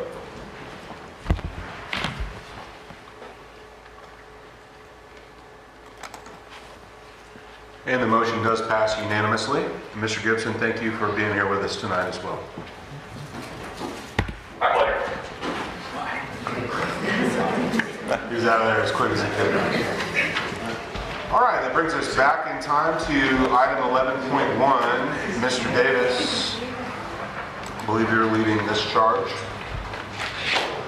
Yeah, so 11.1, I don't think it's going to take as long as we all want to expect. I'm hoping we can just target on a response to the letter. We can revisit the speed cameras at a different date, I'm hoping. So the 2 points of contention in the letter from Mr. Godwin are, one, the camera shouldn't have been in there in the first place. So, because the county owned the road, right? To address that, Daniel and I met with county representatives. We are going to come back to council with a plan to take ownership, if that's the right way to phrase it. I don't know that title search is going to come back conclusive. The county feels the same. Historically, we have maintained and spent pretty much all the projects that have gone on that road. The permitting has gone through Daniel, so on and so forth. So there was nothing nefarious or out of bounds here. It's how we've done every single other project on that road forever. So the verbal agreement that we have, I'm just waiting on the written proposal from the county. Something along the lines of city will take ownership within the first 5 years. The county will offer labor and equipment to pave the road to city standard. City will offer up the materials, and then we would split the millage, millage on the brain. The millings fee, which we're all of the opinion that that's a more than fair and equitable way to go. So until that point is addressed, the camera is going to remain off, right? Because it's the right thing to do. So that was the first point of contention. I think we've addressed that. As far as refunding the money, as I've explained, we don't have the money. So unless we pull it out of reserves, it's not really an option. I don't believe we're legally obligated to do so. Additionally, so, I mean, not to push back on, the thought that we should refund it, but in my county days, our board had some discretionary funds. If he wants to champion that service, we can definitely turn over names and addresses, and we would high five him for being a super cool dude, right? But as far as refunding it, I don't know that we support that in any capacity. So there's the 2 items that this was to address, so I can respond to the letter. I feel like we've kicked it so long, I feel almost like we're being rude to our county brothers, right? We're trying to do a lot of cool stuff with, so I'd like to close that out. Gotcha. So let's limit this portion to questions for Mr. Davis or Mr. Burns, and then after there's a motion made, you all will have your opportunity to stand on the soapbox and say what you'd like to say. Councilman Schmidt, your questions. Do we have a rough estimate cost of what, for those specific, I believe the chairman's request is just those 2 cameras, correct? One camera. One camera. Rough cost of what that one camera would be as far as reimbursing the violations. What was it, 70-some thousand? For that one camera? A rough estimate, it was under 100, it was probably I think it was 70 some. $100,000 for that one camera. For that period of time that the county said that they didn't Oh, no, we're want to talking do it? forever. So from day one, Just a period of time when the chairman said, hey, county, we're... we've already refunded all those and dismissed all those. So from the date the chairman passed the resolution, and they made the city aware of the resolution, we paused the camera, we dismissed any violations, and we refunded any violations already. Because as soon as the resolution was passed, we paused enforcement there, and it was only a few violations that had slipped through between pausing and the day of the resolution being passed. So that's what my concern was just making sure we're in lockstep in arms with, Mr. Davis mentioned the word, our brother, our partner, whatever, the county. Their request, if I remember correctly in the letter, was, just that camera. But what I'm hearing you say, since then, we've paused it. There's been no violations, regardless of how, from a legal standpoint, if the camera's ours, the road's ours, now it's just a public policy conversation. Correct. From the date of the resolution forward, they've already been taken care of. Copy. That's what We actually turned the camera off preemptively after speaking with Mr. Burns. We just thought that was the least path of resistance, right? Just until we could figure it out. So it was turned off preemptively, and then it passed. And Awesome. And last question, from a legal standpoint, I know this program is fairly new. Can we go into that restricted account that the revenue goes to for the school guard crossing fund if we were to even have to pay anybody back? Can we go inside of that account to do the reimbursements? I would need to research it. You probably could make an amendment to do that, but I would need to get with Nicole and look at it. I'm sure you could, since you're refunding it directly. Now, I think you would still be limited to only refunding the portion in that account that the city received, not the entire amount, because the governor's office, the school board, and the company Red Speed, also all three get a cut of every fine. And so if you were to refund the full amounts of the fines that were ever issued by that one camera, you would also be refunding the amounts that these other three entities received. And so if you were asking the city to refund that whole amount, you'd probably have to take the amounts the city never actually received out of the general fund. Absolutely, because I don't think the chairman's letter included asking the school district to pay back. I mean, you bring up a good point. There's some funds there in the school district's piggy bank as well, not just ours. But those were the two questions I had, Mr. Mayor. If we even could legally use that restricted account where the school's own money is at to reimburse, as well as from the time the resolution was created by the county, were there any violations? There was 3 questions, but they were all very good. Thank you, Mr. Mayor.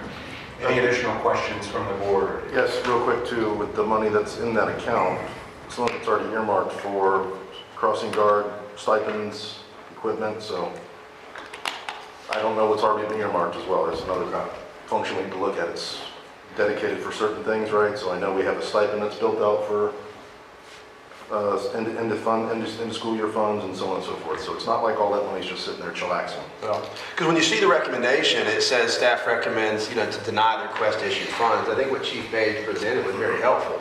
Because when I look at that, I think there's been funds or there's been violations since the county said that we don't support this. So I was more interested in that area.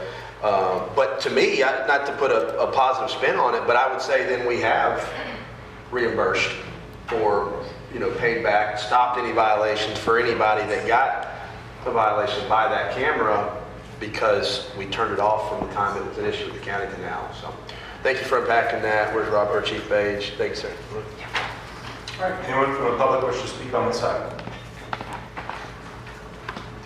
Seeing none, council, you wish to take any action here tonight? Please. Mayor, so moved to move forward with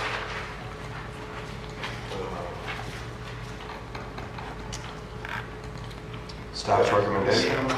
No, not staff's recommendation. Not staff's recommendation. I mean, that's what I normally do. But Mayor, so moved to respond to the county that we have reimbursed and paid for any violations that were made after the county passed their resolution. I just want to make it clear that because as this stuff takes off and grows legs, it's going to be The staff recommendation, city council denies the request to issue funds. I heard from Chief Davis, we cut it off once we knew it was issued. So I don't want it to grow into the, that we're not paying anybody back. They've got a violation after the county said it was a no-no. So, Okay. second, to respond to them that we paid them back. Gotcha. We did it. Councilman Schmidt's motion has been seconded by Councilman Jeter, which was clearly articulated. Any additional comments on the motion? No, sir. Councilman Jeter? No, sir. Anyone? Councilman Walker?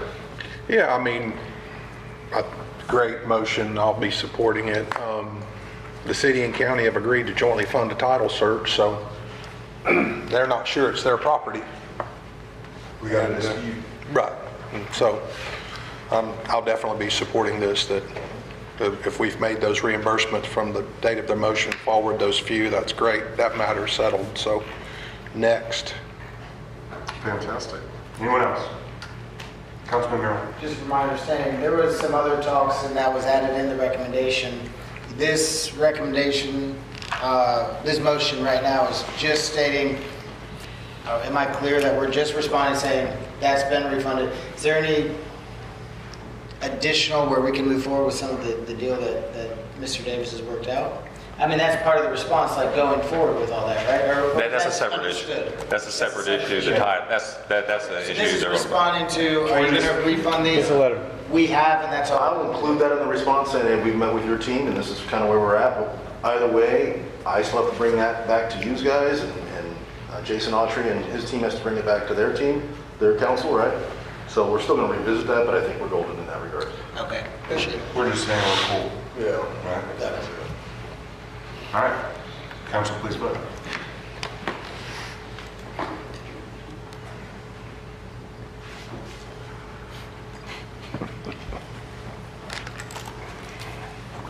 All right, everybody's cool. Passes unanimously. Moves us to item 11.3, another short one. Mr. Davis, you lead the discussion, sir. Yeah, unfortunately, this one here had to stay with me. It's a long here. Listen to my horrible voice for the next 20 minutes, but so the request that we're making from council is we'll do this workshop, and again, I still do have to address the employee morale, and we constantly bring up fine, it is what it is, right? We've discussed that. The sections that have been discussed, so we're out of the PD market now, so that's great, right? The ones that have been brought up, and what we're asking council is, Kim needs this by tomorrow so she can build out the agenda for next week, right? Just to circle back on some of the concepts that have been discussed. Rec programs, that would save ballpark plus or minus $165,000. Nobody loses a job, right? So that one will probably really get behind. The daycare's been brought up again, so put it on the agenda. There's been discussion on maybe looking at a different approach for our library system, and then moving towards a strong mayor form of government versus a city manager. Sucks for me, but whatever. Whoa. Did you bring that up? In an indirect way, yes. So if it's fair to say, hey, we're maybe getting out of the PD business, I'm not going to not put that one on the agenda too, right? So doesn't mean it doesn't make the agenda tomorrow. If you're doing it, these are the ones that have been brought up, needs to be sent to Kim. You mentioned that there was some council interest in different things, and you mentioned that. I just was curious if there was a council interest in that. It sounds like there may be. Okay. So Did it go by their name like the sidewalk did? Like, did that not go by their name? Like who? this is for the workshop, and it has to go to Kim to make it to the agenda, right? It's not on there yet. Okay. So again, in addition to the departments, I'm really struggling with a lot of this budget, man. It's an unprecedented budget for the entire state in the history of the world, right? It's with the property taxes. So I would also entertain bringing me ideas for surplus properties. I've had somebody approach me saying, hey, we want to buy the other half of the parking lot that, you know, the city owns half, and I think Beach Weekend or Neighbors, NDI, whatever it's called, owns half. I'm sorry? I said sold. Yeah. So fine, that, you know, $8 in the bank account, but more importantly, I don't have to send staff down there to put the mulch on there every other weekend when it gets blown out. So that's a win all around, right? I don't have to maintain it anymore. So it takes some of that burden off a staff I can't add to because we're you know, we're building new parks, we're building new cool things, but I can't add staff to stay under the cap. The little park at the end of the bay, and I don't know the roads really well, but the Bay Drive where it's like a bench and we have to go and mow it every couple of weeks. What's the point of that? You know, I have no problem surplusing that guy, and that's less maintenance that we have to put on an already heavily taxed team, right? So I'm open to any surplus property ideas you have. Somebody's mentioned maybe an MSTU, MSBU. That's still a rooftop tax to me. I mean, I don't hate it, but it's usually assigned to water projects or road projects. It's also another way to disguise a fire fee, right? So it's, again, still got to go up for vote. When I start, you know, I had a good conversation with Councilman Jeter this morning when I started here. One of the core strategies, the strategic plan, it spelled out the very first thing was make an awesome place for employees to work. Attract and retain awesome talent. And my position was that's not a strategic plan. That's my job to do that. So we pulled that out, we added beautification, whatever. But just so you know, in the year that I've been here, I've done, honestly, the only thing we've done is we took away, they used to get a gift card every Christmas. That was $15,000 out of the budget, and we took that away. We did that last year because statutorily we couldn't do it. This year we're looking at taking away the length of service. That was a way they kept people, right? So the length of service stipend, it's $200,000. We're probably pulling that back. The COLA, it's a 253? 2.53 right now, yeah. 2.53, so you're not even going to give a COLA when you're, I don't know if your electric's going up, but pretty much ours is taking a beating. Gas has gone up, right? So we're basically telling them, look, we're not giving you all the cool stuff that you got over the years. We're going to keep taking, and you're not even worth a COLA, right? The shift, we took away the half-day Fridays. You know, that sucked for me because that made me a jerk, but it had to be done to get some of the business done. So we have the best staff, and I feel like we're just chasing them off with the little, you know, nickel and dimes here and there. I'm to the point now where we're going to start cutting positions or going under a hiring freeze. We can't get the work done that we have. I can't fill the positions, so I'm almost to the point, like, what's the point? And some of the strategies that, you know, it's not illegal, immoral, and ethical, but man, is it freaking stupid, is I can change some of the ways that we do business just so I can get under the cap. And it's going to put a lot more work on the staff because it's going to change our capital structure. Right? And then I can start outsourcing some of the stuff, and that's a slippery slope. Your service goes down. I mean, so we're doing things, we're really working against what we should be doing in terms of best practices. I know we want to move golf to an enterprise fund, right? To get them there, we got to set them up for success. There is a lot of projects that, a lot of capital that we're putting in this year that council's going to vote on. The longer we don't set them up for success, the longer they're going to stay under the general fund, right? So there's just sorts of things you got to navigate through there. Now I'm to the point now where we're going to start cutting the training and the conferences that we go to. You mentioned how good, you know, Tim's team's doing with the conferences they go through. They're learning new stuff, right? So we're not even going to have the most trained staff anymore. We're going to start slowly cutting that back just to get under that cap. I did, you know, I'm trying to look at other things. We're trying to do a sponsorship for some of the landings so I don't have to pay $80,000 for concerts. It's a coupon, it's not going to pay for the whole thing, but it'll take some of that burden off, right? We're looking at trying to get sponsorships for the fireworks and some of the other stuff we do, but again, it's not gonna make a huge dent. Talked to the county today, they actually finally gave me an update. They are moving towards outsourcing pay for parking and pay for boat launch. So they're putting RFP out soon. The second they do that and we're still free, we are just going to get murdered because, I mean, again, South Florida, they would drive an hour to avoid the fees. So if you can drive 10 minutes across town to avoid the fees, you can just imagine how that's going to explode, right? They spend their tax dollars over here during that time, right? Like a tourist, they'll come over here to go to eat and go out on our boat launches. So that's a good thing, right?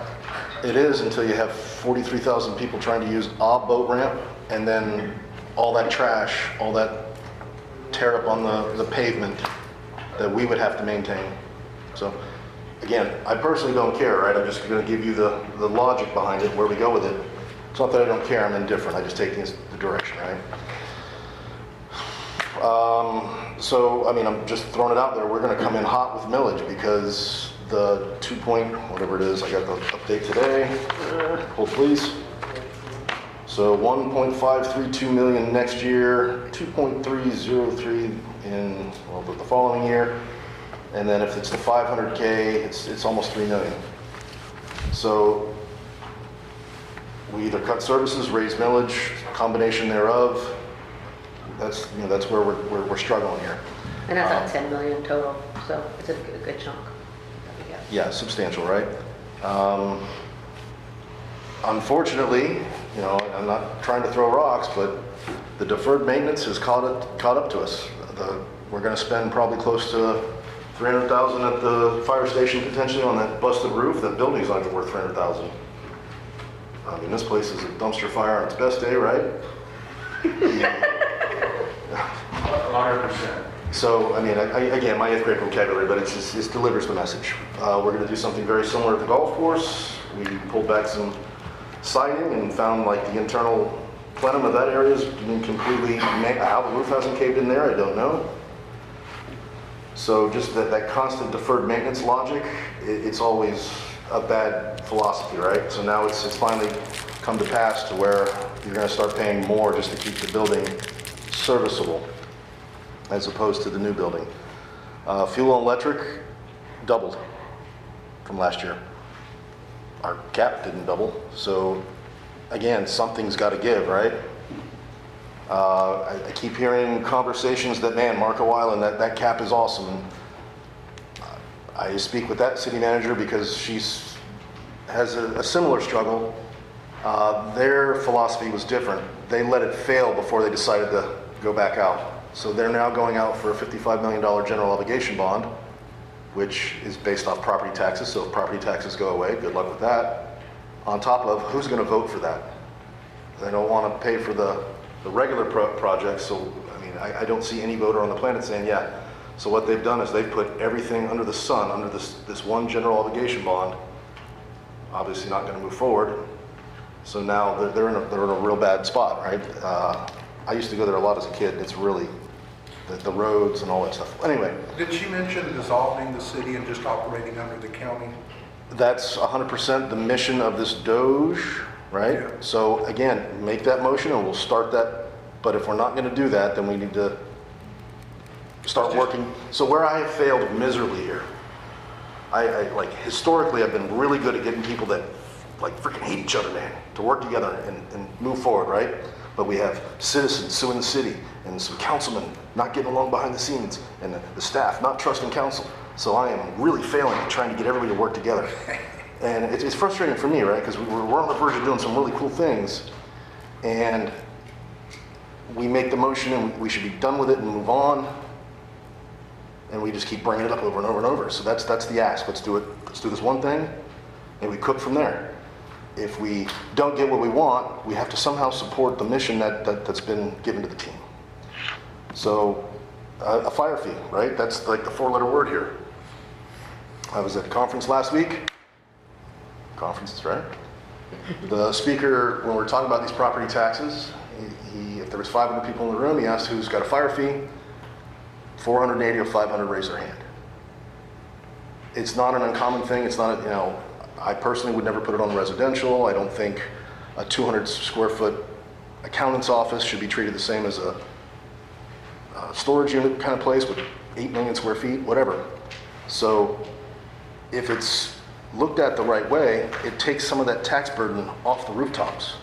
It's not meant to be some shady thing where I can go throw an employee party at the end of the year, right? We've taken all that away already. So I have asked FCCMA and ICMA, these are people substantially smarter than me, tell me the cities in the state that have a fire fee that is successful and why it's successful. I will shamelessly steal and present it to council saying, hey, this is what could be done.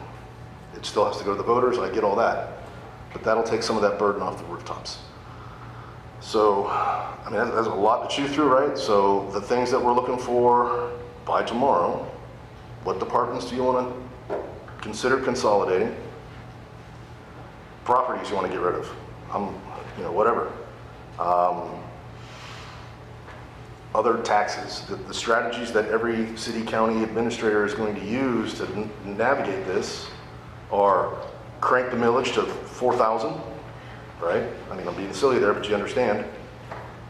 And create a new tax, whether it's a fire fee, an MSBU, call it what you will, or chopping services. And that's just where we're at. We're still 100,000 over, just getting under the cap. Well, we're like 500,000 over. All right. And again, now I'm to the point where I'm going to start cutting training. So that's just what we're navigating. It is what it is, right? So other things that might make sense. CPI plus the 3%. I could navigate that all day long. Wouldn't even stress it. This 253 it's not physically possible with the costs that are going through the roof for our fuel, electric, unless we start cutting things substantially. Millage rate cap, not technically legal, but we could have, I think that could be navigated. I would support that all day long. That's where the taxpayers, the operating cap has nothing to do with taxpayers. It's going to come back. I tried to pitch that education campaign, but now it's got me in the posture where I have to cheat a little bit. It's still legal, right? But I can lower that capital threshold from 5,000 to 500, and now I can do it as a capital project. It is so dumb I can't stand it, but that'll work. So whether we look at going back out to say, hey, CPI plus 3%, a millage rate cap, some combination thereof, send it, and let's bring in all the watch groups and all the cool people, right? And let's dice it up next week. That's where I'm at. Then Mayor, real quick before y'all start, I think Jason, you're asking them to spitball ideas tonight, come up with as many things as they can, not really to debate that. That's for next week, correct? Well, it's got to go to Kim to by tomorrow. Correct. but as many ideas tonight or email Kim by tomorrow, and so that way if y'all have 10 things in your mind, you don't need to discuss all 10 of them tonight. It's to get them, all the ideas just out there. Right, and what we really don't want to do is go super in-depth on all these ideas tonight. These are ideas because we are going to have a budget workshop on June 16th to go deep into these ideas. But at least this way, if we get these ideas to Ms. Barnes and Mr. Davis, then we can have that discussion at the 16th on that workshop. So high-level ideas, let's just go right down the line. We'll start with Councilman Walker. Yeah, I'm probably not going to play in the framework that you've put there for me. You're the big money guy, right? You're the problem solver. You're the one that's supposed to solve the problems. You've been given a mandate by council through the voters that you're to operate under the limits they placed on you, right? No. You're not? No. So you'll just blow through the... We are as a team. Right. And you were elected to push a certain agenda, whether it's we want roads, we want water, we want golf, whatever. I will bring all the stuff that the team says this is necessary, right? So nothing, to your point earlier, nothing from the team that's been a capital request has been removed yet. It's on a list. It just doesn't fit. So we're going to crank that millage up to, I don't know, 7-ish. I don't know the number yet because we're still doing the math. That'll fit everything. And they're like, nope, I don't want to do that golf course project. That'll back that down. So you guys are going to tell the public what services we're delivering. I am going to execute that mission once we have the instruction. But you've been cutting things already, right? You said it was up to you to get under the operations cap. Okay, and so that's the So mandate. unless that operation caps goes away, I can't do anything. There's only so much I can cut out of there. Right. The capital stuff that's going to drive the millage. But reading the process of the budget, staff meets, you hear from us priorities, then you bring back to us a balanced budget, right? Correct, once that millage is identified.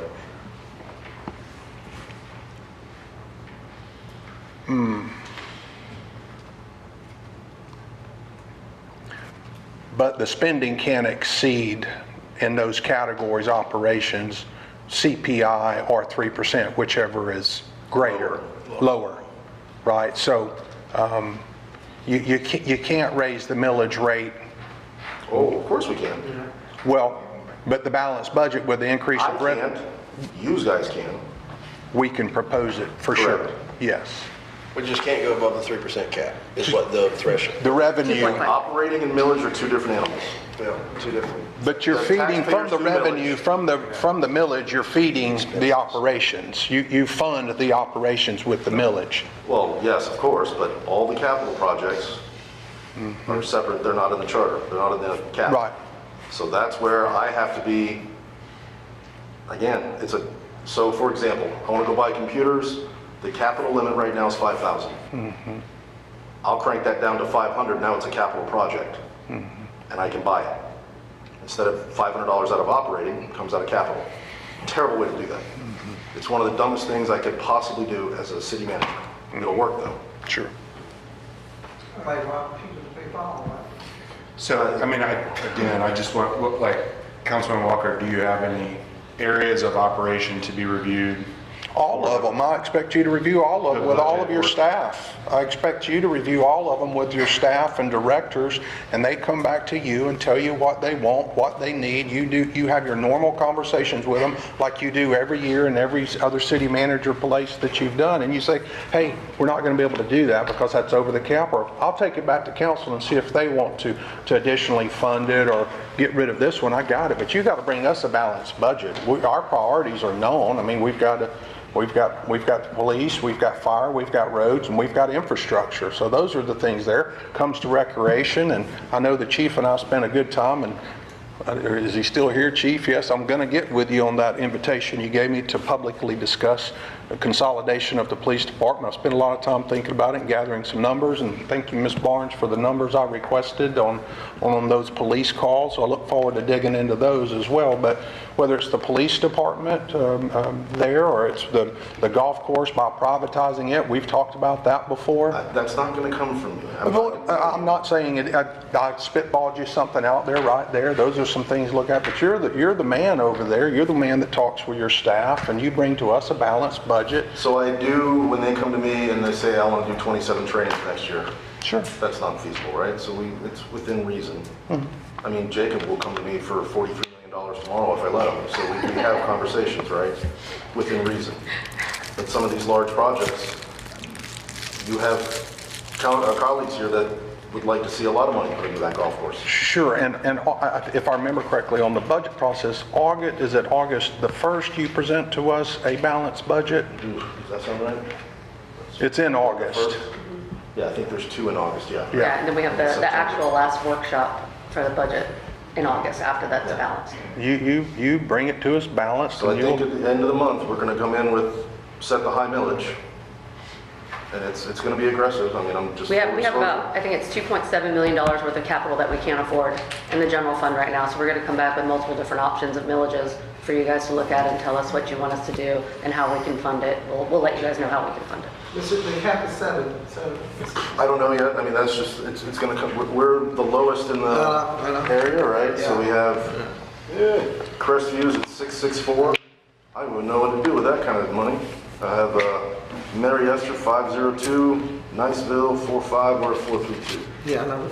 And we're building things left and right like it's going out of style, and I got to hire people and paint it and make it nice. And I have a vision, you know, I have a level of expectation. If we go to a building, it's got to be at least a B plus, A minus.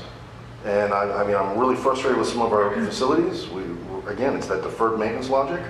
I mean, you want to do a tour, I'll take you to the library, or I just want to smash stuff because it's getting rusted, hasn't been painted. And I can take you around, you know, that's...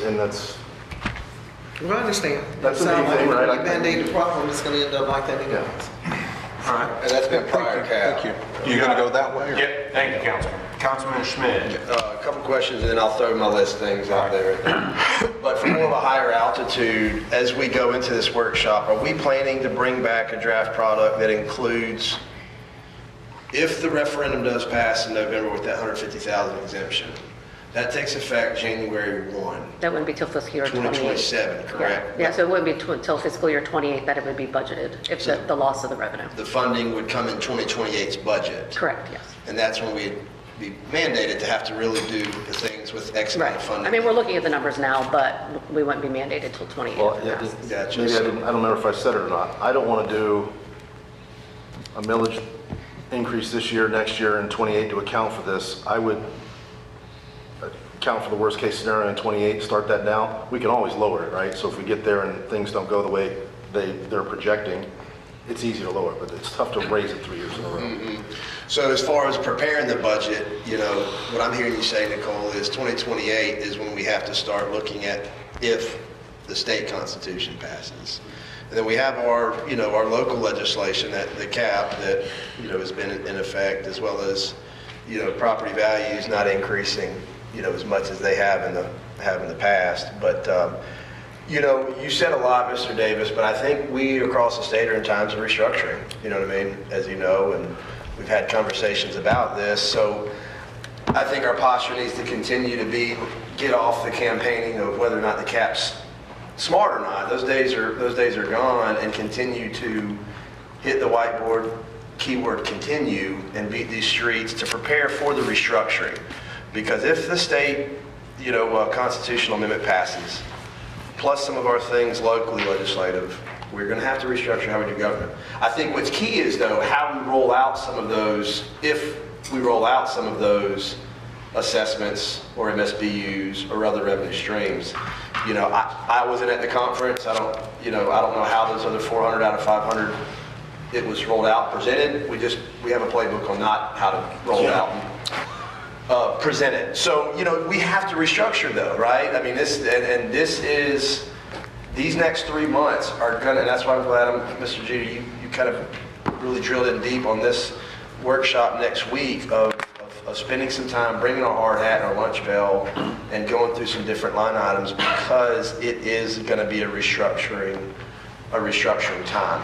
So broader, I would like for us to continue to not only look on how we can get out of this $500,000 overage with the cap, but continue to prepare a product that, if we can operate as if we're not having that $1.5 million, if that $150,000 exemption passes, we may know through the 2027 budget year, hey, these are some things that we thought were extremely essential that we may need to reconsider before 2028's budget year. If it doesn't pass in November, then we have a budget that hopefully we can put some money back in the unrestricted account and beef some things up. But I would like to advocate for, as we prepare going down the workshop and the budget process, we take in consideration that homestead exemption passing in November. To drill in a little bit deeper, I mean, Mr. Davis, I like a lot of those things you mentioned to consider, except for the strong mayor form of government. Amen. Yeah. Not my idea. Gotcha. The mayor's I need not be on your idea? No. Hey, I'm going to sign up. I'm going to sign up for a volunteer job where I'm paid $0 to work an 80 to 90 an hour week job. So that should be rewarded significantly. So all the ideas, I'm out for that. all the ideas that you mentioned up, I'll use some of those as some of the items to prepare for Ms. Barnes you need it by tomorrow morning, right? So some of the items, you mentioned some legitimate concerns that if the boat ramp comes out with, or if the county does come out with those boat ramp fees, I see a huge influx coming to Liza, or even more than what, is already there. So I would advocate one of those things being on there for the workshop is, tailoring our ordinance or our comprehensive fee structure very similar to the county's. We've had very informal conversations with the county on what that may look like. I think the gist of it is the folks from out of the county don't pay. And the folks from inside the county don't pay, is my understanding of the gist of some of their boat launch fee. We kind of mirror that to the city boat launch fee, that folks inside of the city and inside the county, don't pay. But I'd like to advocate for that being one of the things that we get out in front of for the workshop. Just on that, we are going to parking and ramp. It sounds to me, based on Mr. Peters' feedback, that they're going to outsource that and have employees run that. So it's not just hey, go buy a permit from the growth office, right? They're talking to a company called Laz, which they're an international company. Mm-hmm. They do all kinds of parking garages, special events. That's in a different company. So they're outsourcing the management of that as well. It's not just there's staff costs. Mm-hmm. Yeah, so as far as getting out there with the fee structure, I don't, right now, by next week, we're not going to have the staffing plan. But as far as getting the fee structure that's going to help fund, some revenue stream, let's bring that up for discussion. I got back some interest from I'd say a friend, Mr. Parker Destin, gave me some opportunities for grants. And I'd like for one of those things to be discussed. That there's an opportunity we can get a grant for the Gulfview Motel. And so we're working on that, right? Okay. We have to declare it as a historic property. Tim's not on. And we don't need to drill it too deep. I don't want you, you know what I mean? We'll get No, that we're workshop. chasing every grant we can get. Correct, and I'm not bringing these up as if we're not. I'm just trying to honor what Mr. Mayor said. Let's throw these things out there. We'll discuss them in the workshop. I don't want to start a conversation right now because as much as you know I nerd out on this stuff, as soon as we start doing this, it's going to go on, and that's what workshop will be for. But also on the Gulfview, not only the grant that can hopefully help offset some of the costs for the HVAC and the roof and those kind of things, but to be prepared in the workshop to discuss the increased rates for those Gulfview tenants, so that we can not only hopefully get more comparable to what the downtown rate per square footage is, but in the future, if we get this grant, great. If the increased rates are there at the Gulfview, hopefully it'll fund some more future HVAC and larger maintenance items. Yeah, Park and Recs, I like those as well as far as things to evaluate.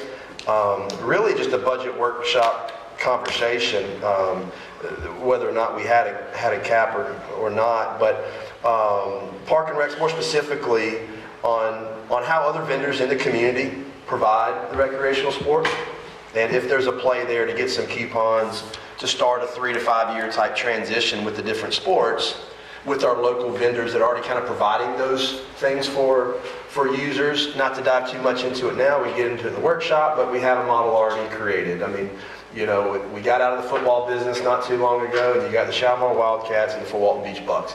Not pull out the rug on any kind of recreational little soccer player that's about to start in 2 months. No. A look into, I mean, because you got to give credit to guys like Gene Peters and those folks 30 years ago, you had to have recreational sports.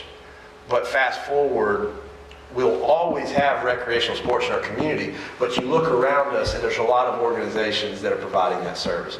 If you go behind Shalimar Elementary any weeknight this week or next week, you'll see hundreds of kids playing flag football and those kind of things. So if we can get those expenses off our books and not have to be the ones. All right, so Park and Recs, library PPP. If there's any insight on that, we can discuss more in the workshop on not only how we possibly could restructure library programs, but is there a play or an appetite with this board to look at some possible public-private partnerships with the library? And that's it for now. If any more come up, Ms. Barnes, I'll email you before our bylaws, I think, says by 12 or 1 or something tomorrow. I'll get it to you. Just for the sports programs, I don't know that we have a 3 to 5 year window. We need to pull that trigger, and then the team's got to get after it to start this by October 1. Okay. So again, we can dive in deeper, but yeah, I and don't if know that's that- the play or if that's the recommendation, then let's do it. I think what I'm more sensitive to is knowing that every sport in transition, there is a vendor or an organization that already provides that service in the community, so that we can make sure to educate our community. We're not getting rid of rec sports after we discuss this at length in a workshop. It's discussing who does it. Very similar to how we do dispatch, right? We don't want to get rid of it. It might just be somebody different who does it. All right, that's what I got. Mr. Mayor, thank you. You got it. Ms. Riley, any high-level ideas for now, or you want to say? I just, one thing that I heard you saying, and I'm digesting a little bit, is on the surplus property. So I'm thinking, why not? I mean, are we using it? I mean, what property? You said something about the surplus property. Yeah. Yeah. Any So- properties that you want to surplus, I'm open to suggestions. So, I mean, one of your colleagues has said, hey, let's sell a park. Dude, I'm down. Not my call, I don't right? know about selling the park though, but I'm thinking. Well, I like what you said, Debbie. Can we bring back a list of the properties? Yeah, I was going to suggest the same thing. If Yeah. it's possible to bring to the budget workshop a list of potential surplus properties. Obviously, they're not surplus now, but properties that could be potentially surplus if the council were to decide that. Yes. Great suggestion, Ms. Riley. And right now, I'm just hold on to the budget. All right. Hold on, Councilman Merrill. Just a quick question for clarity for me. We need money, but we also have the cap, which we have to stay under. So two different animals, right? So we need to find, because if we sell a surplus property, but would still, doesn't matter if we have, I can't spend it, if that's what you're asking. right. Yeah. But if we sell a surplus property, we don't have to maintenance it. That helps the cap. There's things I could do strategically, right? I'd like to pay down some debt service. Yeah. But we have a reverter clause here I'm still trying to navigate. So there's things we could potentially look at, but yes is the answer. All right. I'm going to preface the rest of this with, this is not what I wanted. But due to the cap, and now we're in this position, and now we're playing the game of having to stay under this and move things around. If we are, it's not what I want to do, but if we are looking at surplusing some properties, I like the idea of going to the county with them first. Obviously, I've talked to some of our commissioners, and there's properties they're interested, that they said that they would keep them how they want to keep them, how we want to keep them. There's some interest there in some of that, so it's definitely a strategy where we don't necessarily have to lose that. No, it's great. Like that Bay Drive example where we have to go mow it every couple months and it's off bench. I mean, I hate giving up green space. Yeah. You don't ever give it back if somebody wants to build there, but at the same time, desperate measures, desperate times. So There seemed to be an appetite for the golf field.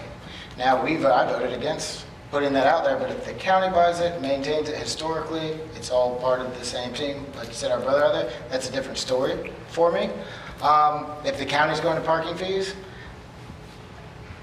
not what I want, but parking fees to help maintain those parks. You don't want to sell the parks, then let's have some sort of low cost. I don't want it to be $10 park. I don't want it to be $20 to park somewhere for Destin. You got a $1, a $2, $1 an hour, something like that. That's some ideas. Some of the enterprise funds that we do have, a small increase.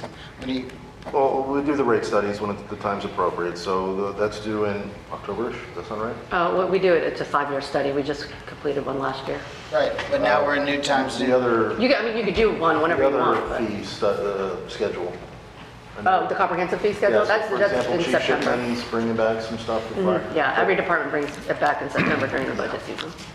Yep. And my favorite would be to come back and amend the cap. They didn't want to get rid of it, let's amend it. There seemed to be the pushback from the people, many people that I talked to that said, we don't love the fact of getting rid of the cap that just came here, but I had many people say, I'd vote for a 5% cap. When you said you could do this with a 3% plus CPI, why? It's absolutely ridiculous. We are harming ourselves right now doing this. And then to toss it back and be like, figure it out is insane. I am happy. Tell me when I'm good to go. Put it back on the agenda. I will bring back amending the cap, and I'll do it every time until we get it to somewhere, until they vote me out. So let me know when it's appropriate to bring it back, and I will bring it back. Maybe we don't get rid of it, but I'd love to amend it. I'd love to put something out like 5% plus CPI, something that we're not wasting, we're not moving money around, we're not selling our parks, we're not firing our departments. We've got enough, especially if this tax break happens with the property tax. So let's give you guys a little bit of room to do your job. CPI is a political advantage to lower it, right? So Right. It's So yeah, what if it's low? Yeah, it's that I understand. So that would be my top end suggestion, that we come back and do that. Mr. Burns, do you have any guidance on that or clarity? Well, yeah, I would say there's no rush to do it at the next meeting just because you would not be able to put it on the November election. Paul Lux would not, because he has some discretion on deadlines. He would not allow us to do that at this point in time, so you'd probably have to, we'd have to work out probably a special election date with him. He probably would be amenable to doing like another March election if y'all wanted to, because there still are some cities that do March elections, and so he kind of has that date open. So we have some time to work it out to put it on next March, if that's ultimately your goal. So. Sounds great. All right. Thank you, sir. Councilman Jeter. I think this is why earlier during my council amendment, when just that single word budget came up, when we started talking, I think we should start before 4 o'clock next week, because just this small table, I mean, I'm being serious, and here's, I don't like it. I'm with a lot of other people up here. I didn't vote for it. I don't like the cap. We were all outspoken on it, but I'm kind of what Mr. Burns just said. It's passed. It's passed twice. Our friends and family and community voted for it. So I'm with you. I love my city. I love all that stuff. But we can't sit up here and keep going down this road of act like it's not there. It's there. We've got to start abiding by it. And I hear, if we think we can It's passed twice. The voters have spoken. It's very hard for me, and I'm kind of with the mayor. We're now up here for free, doing a very tough job that's only going to get tougher. I welcome the new group, and I know they'll do great, but we are having to find a way to fit under this cap, and we know a budget cut is coming, and our only solution that I feel like we're throwing at the table is double the millage. Those are the same people. I mean, we're going to get hung either way. We're going to have to cut services. We can run and hide all you want. We're going to have to cut some services. I hate it. I didn't vote for it. I don't like it. But I sat up here for the last 2 or 3 years, and we've shifted it from actuals to budget. And then we formed a committee, and then it went back out to a vote. I'm kind of now at the point, and I have not been this whole time, but we're just, we're playing hide and go seek with a lion. And he's getting ready to catch us, and he's getting ready to eat us. I don't like it at all. But we have got to, and that's why I said earlier, take the gloves off and look at everything from top to bottom and be open with our community. They voted for this, not us. So I like how this kind of keeps getting put back on like us. It's not me. I didn't vote for this. But the fact that it's in front of us now, we have to cut something. So yeah, if there's sports programs that are losing money, we are now going to have to lose those programs. Hate it, but that's the way the world is going. That's the way our community voted. I told somebody the other day, like Fort Walton Beach High School has always been red, white, and blue since it's the culture. Choctaw's always been green. That's the culture. Eventually, you have to look in the mirror and go, the culture of Fort Walton Beach voted on this, and we have to abide by it. And it's even frustrating more because this property tax thing, a lot of people don't know. We have more people that homestead here than Destin, or then other places where you may have vacation. It's going to affect us even more, which is why this budget's going to get cut even more. I don't think we're going to be able to stick a really big village rate increase to our community that's voted the way they have recently. So I wanted to lay that out there before I run down my list, because a lot of things that you said earlier, other than the strong mayor, I never suggested that you should do his job for free. I don't know where that came from, but I can't wait to find out. That one wasn't me. All the rest of them I said, and I'll be honest with you, they're on the table. It's like if you have to feed a large family and eventually you got to go, look, you might have to eat hamburger helper tonight. We're not eating filet mignon. Sorry, that's the reality. That's the reality we're in as a city because of the voters, not because we want to do it. So the rec programs need to be on there. The daycare, we set up here a year ago and talked, it loses hundreds of thousands of dollars. That might have to go. And it's not because we don't like daycare, it's because the community voted to tighten our belt up. So it may have to go. The library, I'm with you. If we could put a parking garage there and get rid of something that's costing us hundreds of thousands of dollars a year, then maybe the people at the library and all these programs should have done a better job of voting a few months ago. But that ship's already sailed and it's here. I didn't do the strong mayor. Surplus property, that was on my list to request, but I would even go more in depth than that. I'd like a list of every property. I'm sure anyone who owns more than one property has a spreadsheet of them. Yeah, we have a spreadsheet of all. Let's get a list of all of them. Obviously, if they're rented and they're making income or it's City Hall, we just go down the list. No, we're not touching those. But there's probably a bunch of them that we could touch. Whether it is a park, there's large parks that maybe they need to be developed and put on the tax roll. I didn't say a specific park earlier, but maybe there is, the Gulfview Hotel down there. I think all that needs to be on the table, and that's what I was alluding to earlier. The parking, would love to partner with the county, should be free for the residents, but we're going to have to jump on that bandwagon of charging fees. I want to go back to getting all the employees a gift card and their length of service and their COLA and this and that. And Ben, when you were saying it earlier, I'm with you. If you or I or anybody up here could make a motion next meeting and change a referendum vote, I think we would have done it. But that's how we had to go about doing it the entire time. So I don't think we can sit up here and try to pass another budget again and keep playing hide and go seek with the lion and wait till next March to throw this back out there. We've already done it, so we need to start abiding by some of this now.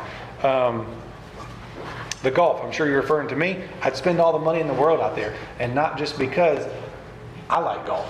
I think we need to start investing in things like that make us money, and that's going to make us money for many, many years. So if you have someone, that's why even a CIP request earlier, I would love to see all those. I'd like to see what everybody submitted, because as a city, if we're that type of budget and somebody submitted a CIP request to do you know, a beautiful new paint job or landscaping or something on a building that is only used by staff. As much as I love beautification, we might want to take that money that we're just spending over here and invest it into a business that is in turn making us money. And I mean all of that. Like, we've got to take the gloves off and bare knuckle brawl at that 4 o'clock meeting. So I think it's going to take longer. So I support everything that's been said tonight. I definitely would support a long list of every property so that we can see what needs to be surplus and put on the tax roll.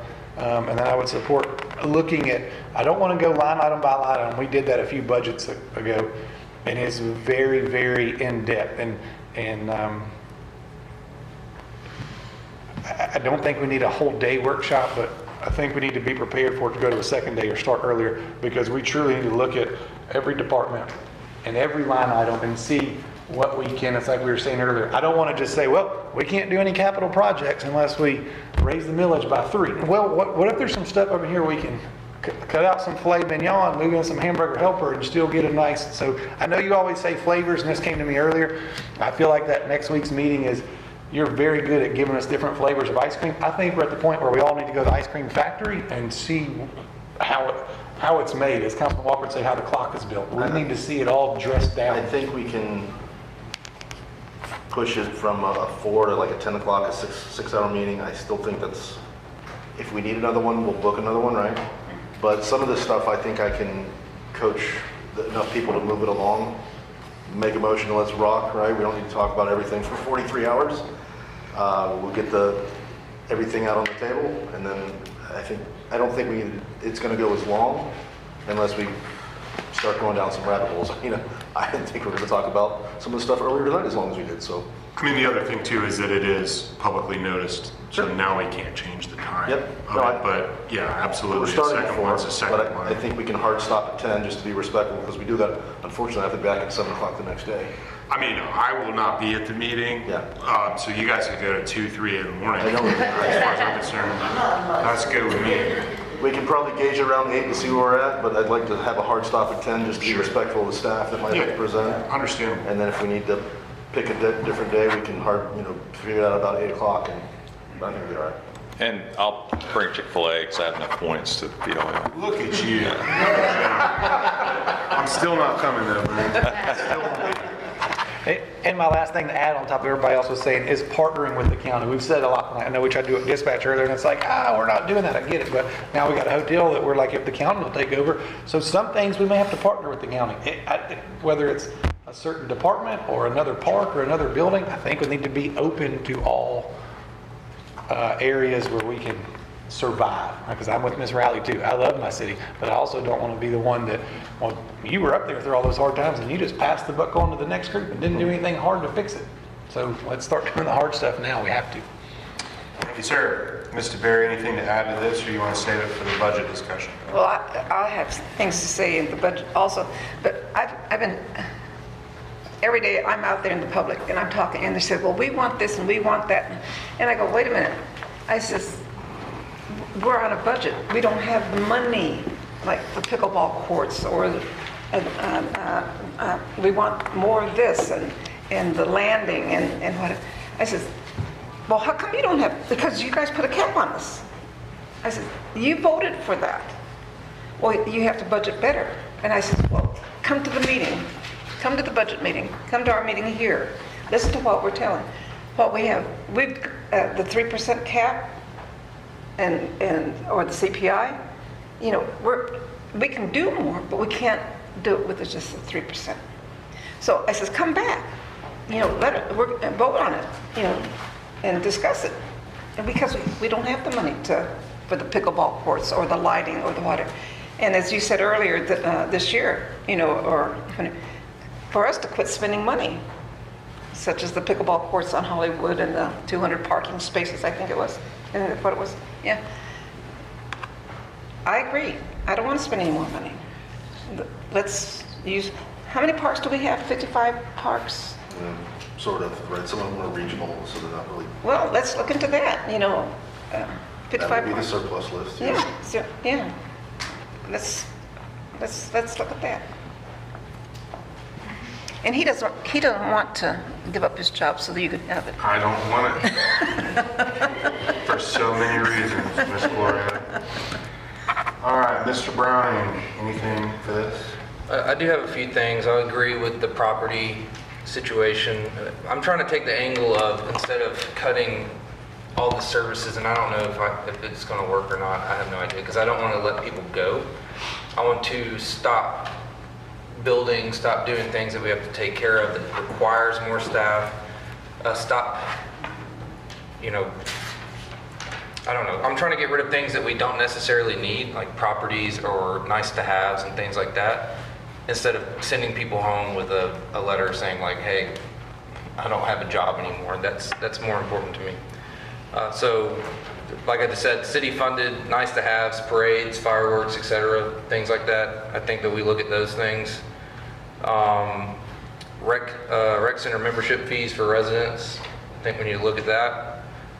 And the senior citizen programs, I think we need to look at that as well. All right. One more, Mr. Jeter. Just a question, and I meant to ask this one earlier. Mr. Burns, is there any way to go back to the watch group and ask for any, I know we had this conversation a few meetings ago to see if we could all have a workshop or get in the same room or meet with certain people from where a lot of this is stemming from, and ask, now that we've found some more areas that we would like to that are handcuffing us more than they were intended to. Is there any way, other than going back out to a referendum, is there any way to get a solution that we could do? Say there's a specific area that we just know this is just wrong, and they agree it's just wrong, and we all say that we can fix that. Can it be as simple as them saying, we won't sue you for that, and we can get them to put that in a letter? Or does it still have to go back out to a referendum? There's other avenues. I'd like to talk to you off record about it, but we can have discussions with them and see what they're willing to do. I think we need to explore that too. I mean, the best example is this. I know the city manager mentioned the millage cap earlier. Well, technically millage caps are illegal. There's actually a state statute that says you cannot have them in city charters. But like, for example, Destin has an old provision in their city charter that predates that statute that says they'll have a cap of 2 mills. No one's ever legally challenged it. And back when I was their city attorney, they asked me one time in a meeting, is it legal? And I was like, well, no, but no one's ever sued you on it. And so if you talk to the Lion, as you called it, and they said we're okay with certain positions, then probably the biggest threat to some of the decisions the city makes is taken off the table. So, again, I don't like it, but that might have to be an option we explore as well. I would say as well, Mr. Burns, and you can say you need to look more into this because I think you probably would. I know nobody has a memory like TV's Sheldon Cooper, where they remember every detail of every situation. But, at that time when this charter amendment did pass, the board itself, which obviously looked very different than the board looks today, meaning just completely different people, like the way that was instituted was made by the city council. The actuals versus budget, the this versus that. Those little small things that are now greatly affecting the way that the city does business were ordinances or amendments or whatever you want to call them that were passed by the city council, not the voters. The voters said we want a 3% cap, and it was presented in that way. Then the city council said, hey, this is our interpretation and we want to put it in like this. So if we're looking at things like that, and there are things that group of people that is very sue-happy toward the city would say, well, yeah, certainly we didn't mean it to be like this, as Councilman Jeter was saying, and we all agree, like, hey, let's move forward with some action so that we don't have to take these kind of drastic actions that we're discussing tonight. Is that something that would be worth investigating? I think so. I think all options should be explored by all. Councilman Schmidt. I love the concept. The question is who's meeting with who? I'll be glad to meet with anybody. I know we all would. We brought this up a few weeks ago. And I don't know if anybody's are sitting out for them to join a workshop, and if different, special interest groups are going to be joining the workshop or not. But I completely support what Councilman Jeter is saying, because there's some things like purchase orders, or expenses that are already purchased from, users, like out there at a golf fitting, when folks are already purchasing things, but we have to put it on our expenses, you know what I mean? Or whether it's the, other equipment that's out there that's already purchased, or a tire or clothing or those kind of things, it's already purchased. The money's there, but the expense runs through us. So I think there's some things that are palatable. Danny Bang did a phenomenal job of communicating some of those interests and needs, and we saw some amendments and those kind of things. So I'd support it, but y'all know sometimes I get too specific and measurable and timely and those kind of things.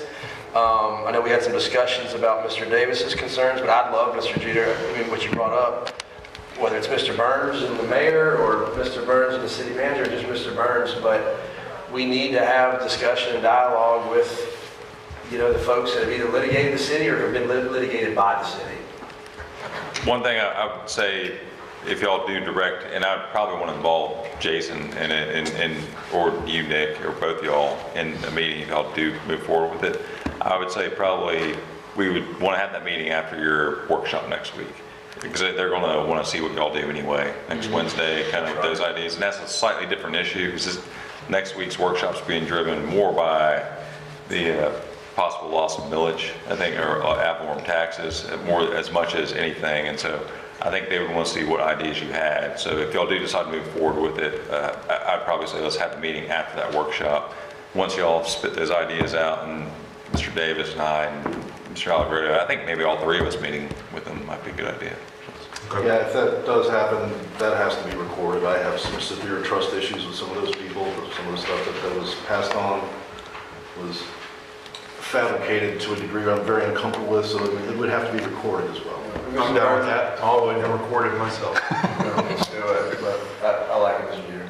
I would just like to add, since I'm not going to be at this budget workshop, a couple of things as someone who's sat here like Councilman Schmidt for 9 years, 2 months, and 8 days, not that I'm counting at all.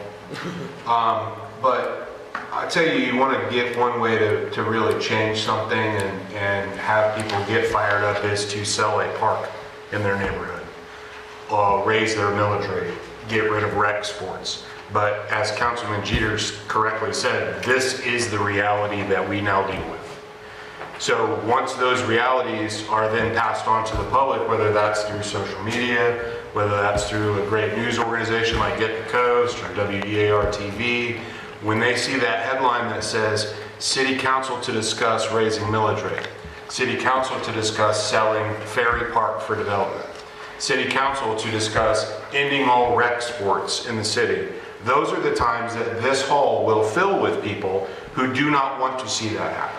So then is the time for you to take action and say, well, you don't want to see that happen, so then what do we do? And those are the types of discussions that need to be had. But until everyone is fired up and this room is full, it's not really going to change anything that has happened in the past. That's the only way that this 3% cap is removed by voters, because they didn't want to see all of those things happen. Currently, all they saw was, well, I don't like the government spending a bunch of money. Easy sell every single time. Absolutely makes sense. I don't either. But when you look at it through the actual lens of what it is, it's not a cap on how much you can be taxed through your millage. It's a cap on how much the government is able to spend on a certain portion. So I would very much look forward, Mr. Burns, Mr. Davis, to having that meeting with that group that has been litigious in the past, to just say, hey, listen, if we could work out a solution X, Y, and Z, would that be something that you would have a problem with? If not, great, let's move forward with it. If it would, then obviously it's not even entertainable. But the real action is what Mr. Jeter said. One way or the other, some things are going to have to be dealt with, and I hope that you guys have a very productive workshop on that. City manager reports. On to some happier times. The cleanup was awesome. I think a couple of you talked about it earlier, but golf clap and high fives for Ocean Hour Okaloosa, the Choctawhatchee Basin Alliance, and we even had some local people. You know, Jason Harwell's very involved in these. He just couldn't attend, but he brought equipment and canoes for us to use, so super cool, right? 600 pounds of trash removed. 250 gala, we've touched on that.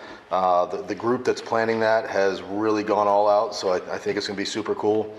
The parking will be all at the Rigdon Center, so if you're going, I would suggest go early. If that fills, overflow parking will be across the street, but we're not going to fill that across the street parking at the golf course until the Rigdon Center's done. If we use the golf course side, we'll have 2 shuttles running people back and forth. But like I said, we're not going to start that until the other Rigdon side's full. One of the silly things we had to navigate with that cap was grants, right? They're chopped out of the cap, but for projects, so if we get a grant for the Gulfview, it doesn't count. But if I wanted to hire a staff member that's covered by a grant, that is, because it comes out of operating. I just said I don't care, I'm doing it, and the dude we hired did his time, and it was such a good experience that we're going to hire him full-time to fill one of the IT positions. So it actually worked out, was like he had a 8-week tryout. So good for him though, he came in, killed it, and he'll start when Akeem leaves for bigger and better things. We already golf clapped Kim, but if you're the clerk of the year, you probably get 2 golf claps. Let's go. Kind of touched on it earlier as we, keep opening some of the files, the feedback in the weekly staff meeting that we have with the department directors. It's been identified that we have some ordinances that haven't been looked at since the war. So we probably will be, looking at a lot of them, but bringing a lot before council for updates. There's just outdated language and so on and so forth. The workshop that we had the other night for, the one that Debbie Riley, Council Lady Riley, promoted. Not quite the turnout I thought, but I'll take the one takeaway is a person that didn't even attend. We offered, hey, come sit down with me if you have ideas. A local engineer wants to sit down to talk about how we can potentially look at some electricity for some of the parks. So kind of cool, right? The message was delivered, and if there's ideas, we're open to them. So again, if anybody wants to sit down and talk about anything, I'm down for that. That's all I got. Thank you, sir. City Attorney reports. Just because the idea was brought up tonight, I wasn't really prepared for it. I think probably this potential meeting with the watch group individuals, when I get with you, Mayor, and Mr. Davis, obviously we'll set that meeting for sometime after the workshop next week, but I'm assuming we mean Mr. Rob Smith, Mr. Bob Lee, and Mr. Travis Smith if he's in town, correct? And whoever else. Okay, all right. They want to have. All right, sounds good. And I was thinking, since there's a former council member who was a member of that watch group that I think everyone has a little bit of trust in, John Mead, maybe we'll see if he'd be willing to host, if no one can agree to a... I would love that. Yeah, I trust John Mead 100%. All right, sounds good. All right, final council comments. We start with you, Mr. Barry. No, I'm okay. I've already said what I... Well, thank you, ma'am. Councilman Jeter. I look forward to next week's meeting. Thank you, sir. Councilman Merrill. Yeah, I think I'm good. Councilwoman Riley. I'm good too. Councilmember Schmidt. Keep leaning in. Good conversations tonight on a lot of different items, but more specifically, the whole culture and morale word. Been up here, like you mentioned, Nick, for, 9 years, whatever it was. And, employee morale has always been a conversation, as it should. Culture, all the things, right? But keep leaning in while at the same time, that coffee pot type of mentality that, yes, when those employees, whether it's our fine department directors that are here or those employees that are watching, yeah, there's going to be some concerns around the coffee pot. But from a leadership standpoint, we have to play within any type of statutory boundaries that we got to play in and keep leaning in with the positivity of, I like what Councilmember Jeter mentioned. Now we just got to figure out how to abide by it. And I don't want to put any words in your mouth, Bryce, but that's kind of where I'm at too. Not just because it's my last budget cycle, but not to pontificate and overhit this point, but this is the most unique budget process in the state of Florida ever. And it's really about restructuring and not trying to hurt anybody's employee morale, not trying to say who has a job or who doesn't have a job. But when you restructure an organization, there's going to be some growing pains. What that looks like, I don't know, but we have to continue to, improve the culture and find ways that we can. There's times of the year when enrollment's down in education. you get your budget back and you got to figure out how many teachers you're going to cut. Or not that you want to, or parapros or things like that, but you got to play within a certain budget. I think our level of service may be different than what we've had the past 10 years. We've been a city that has prided ourselves from trash to, the 8-under recreational football, the Packers versus the 49ers, and, we've had a lot of services that are provided here. I think the restructuring across the state, specifically the municipality, I know the hour's getting late, but we really got to continue to lean in on not advertising and campaigning the doom and gloom, but how do we lean in and roll up the sleeves and wear a hard hat and now restructure? Because whether it's the local cap or the state amendment that's probably going to pass, we got to restructure. That's all I got, Mr. Mayor. Thank you, sir. Councilman Walker. Thank you. I think just following David up there, I'll go to what was going to be my last comments, but I decided I'd call it Payne's Prediction. This brought to you by Payne's Predictions. So yeah, a lot of people have been spending a lot of time on the state ballot initiative, making it there. There's fear amongst many that the changes that it will require, but if it does pass, and if it is substantial, the things that we talked about tonight, one of the things going out for bid, whatever it will be, but the prediction is bodies like ours will be required to seriously consider consolidation, privatizing, downsizing, and reducing. And in the comments that follow this is, and at that time, bodies like this and members of it and staff members will be creating narratives that are doom and gloom. Nothing can be cut. There's no way we can do it. But there's going to be a group of individuals that have to make it on bodies like this that are willing to strongly embrace, enthusiastically embrace privatizing and consolidating and looking at what government's roles really are with the taxpayers' money. So that's Payne's Predictions on that. Would also say, Mayor, you brought up the litigious citizen groups. I hate that they had to sue. It was a shameful event. The judge spanked our tails about it, said how wrong it was, the ballot language was. So I wish this body would have seen that in advance, what the judge and others so clearly saw that could have saved a group of litigious citizens upwards of $100,000 of their monies while we used taxpayers' dollars to do that. So thank you for bringing that up. You're welcome. It wasn't the only lawsuit. That's why I called it. Oh, you're right. There were a couple. We've done back and forth for about 8 years now. It was. Unnecessary on all sides. Use of the stage at the landing. What's the Ms. Reynolds brought it up. That's great. Just get a permit, come in and get it. It's okay, perfect. That's great. Anywhere on the website they can go and do that, or they need to come in to where? Just need to call Parks and Rec. Parks and Rec, okay, gotcha.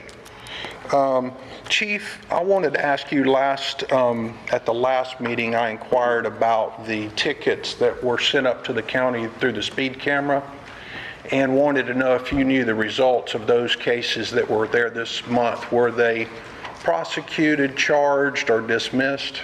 So this month or last month? 21st. Up until today. So the ones from last month were upheld. Were upheld. So the ones that we were up there, they were upheld last month. That was June. That would have been the May calendar. May calendar. Have there been any? The calendar has not come up yet. So there's been no others. You said there were 3 cases that were before the county, and they were all upheld? They're upheld. So they were fined and had to pay a penalty, or the fees. Got it. Thank you. Nicole, what is the grand total of the CPI that's being applied to? What's the total amount that the CPI? The CPI we're going off of right now is 2.53. And what total number is that being applied to? If the categories? I do an average rolling of 12 months. October's not included this year because of the government shutdown, so there was no CPI. Sure. So I took that, but I do the 12 months rolling. Right, but what's the what's the grand total dollars of the capped categories that it's being applied to? So let's say it was $30 million of those capped categories. 2.53 would be being applied to 30 million, correct? Well, it's the 2.53 is fluid because you can do it across all personnel, which goes across all funds. So let's say personnel is 5%. We have to have like a negative increase in general funds to be able to be under that cap. And it's a kind of like a weighted average math calculation, trying to keep it under there. So it's not a straight line, just number on there. It kind of depends how we budget it. I'll try again. So there's categories that are capped, and there's two of them, right? Mm-hmm. Operating and personnel? That's correct. Okay. What were the two grand totals of all departments, because it applies to all departments, all divisions, all across the city, operating and personnel, those two category totals? Oh, gotcha. I don't know those off the top of my head, but I can email them to you. Yeah, because what we tend to forget up here is that, and I think it might be around $30 million, I could be off, but that's 2.53 on 30 million, which is $2.5 million increase is what some are complaining about, is that we're only getting a $2.53 million, actually it'd be more than that, but that's on 10 million. No, that's right. But anyway, we're actually having an increase of several $million to those categories. It's not a decrease, right? We're increasing. In total, the budget can go up to the 2.53, correct? Great, okay, thank you. And then I think the last one is any movement. Jeff, I know that you were moving or looking into the Liza Trust issue, perpetual care fund use money. Any decisions or thoughts there on? We determined, both Ms. Kopp and I, that it's legal so long as the city gets an actuarial group that specializes, which lots of them exist across the country in the cemetery industry, to come in and actually analyze whether or not there is sufficient funds in the current fund that could be used as like an excess. And I believe that process is... We're using PFM. Yeah, we're They have there, right? So we've looked at it from a three-step process. One, legally we're cool, right? Then Nicole and I met with a cemetery specialist out of, where was he, Ohio, Rhode Island, whatever. He was okay with the process. Now we have the accounting people that specialize in this sort of thing weighing in, and they're doing a very deep dive. They want to know capital projects, staffing, a laundry list of things we've had to supply. I turned that over to them as of yesterday. So I don't have that yet. The second I have it in my fat little hands, I'll send it out to you guys to see where we're at and to go back on the agenda. Great, thank you. That's all I have. Thank you. Thank you, sir. Mr. Brown.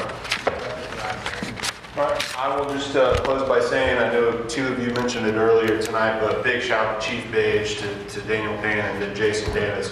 I did a lot of talking with the folks and residents over there in those neighborhoods that were being severely impacted, and it's easy for everybody that doesn't live there to be like, well, just some traffic and just deal with it. And I mean, these guys were all doing everything they could all the time, always trying to find solutions. Every time somebody brought up a solution, they would explore it all the way through, make the necessary changes, and it still wasn't having any impact. So this last time, it really did have a major impact. And it always feels good when you work hard on something and then you can actually see that it worked. And so they really enjoyed a weekend in peace over there. So I know you guys will continue to monitor the situation and change it as needed. Also want to thank Mr. Black, Mr. Capoletti, and Ms. Durker for being here tonight. They're upcoming city council candidates.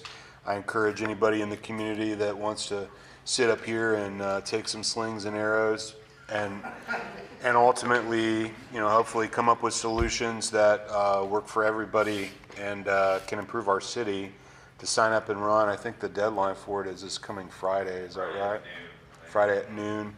So, and I know Ms. DeBerry is running as well for re-election. So best of luck to everyone that's involved. I always love to see new people involved in the situation, and anybody that's willing to step up and help their community. So thanks for being here tonight, and we'll look forward to seeing y'all in the future. We're adjourned.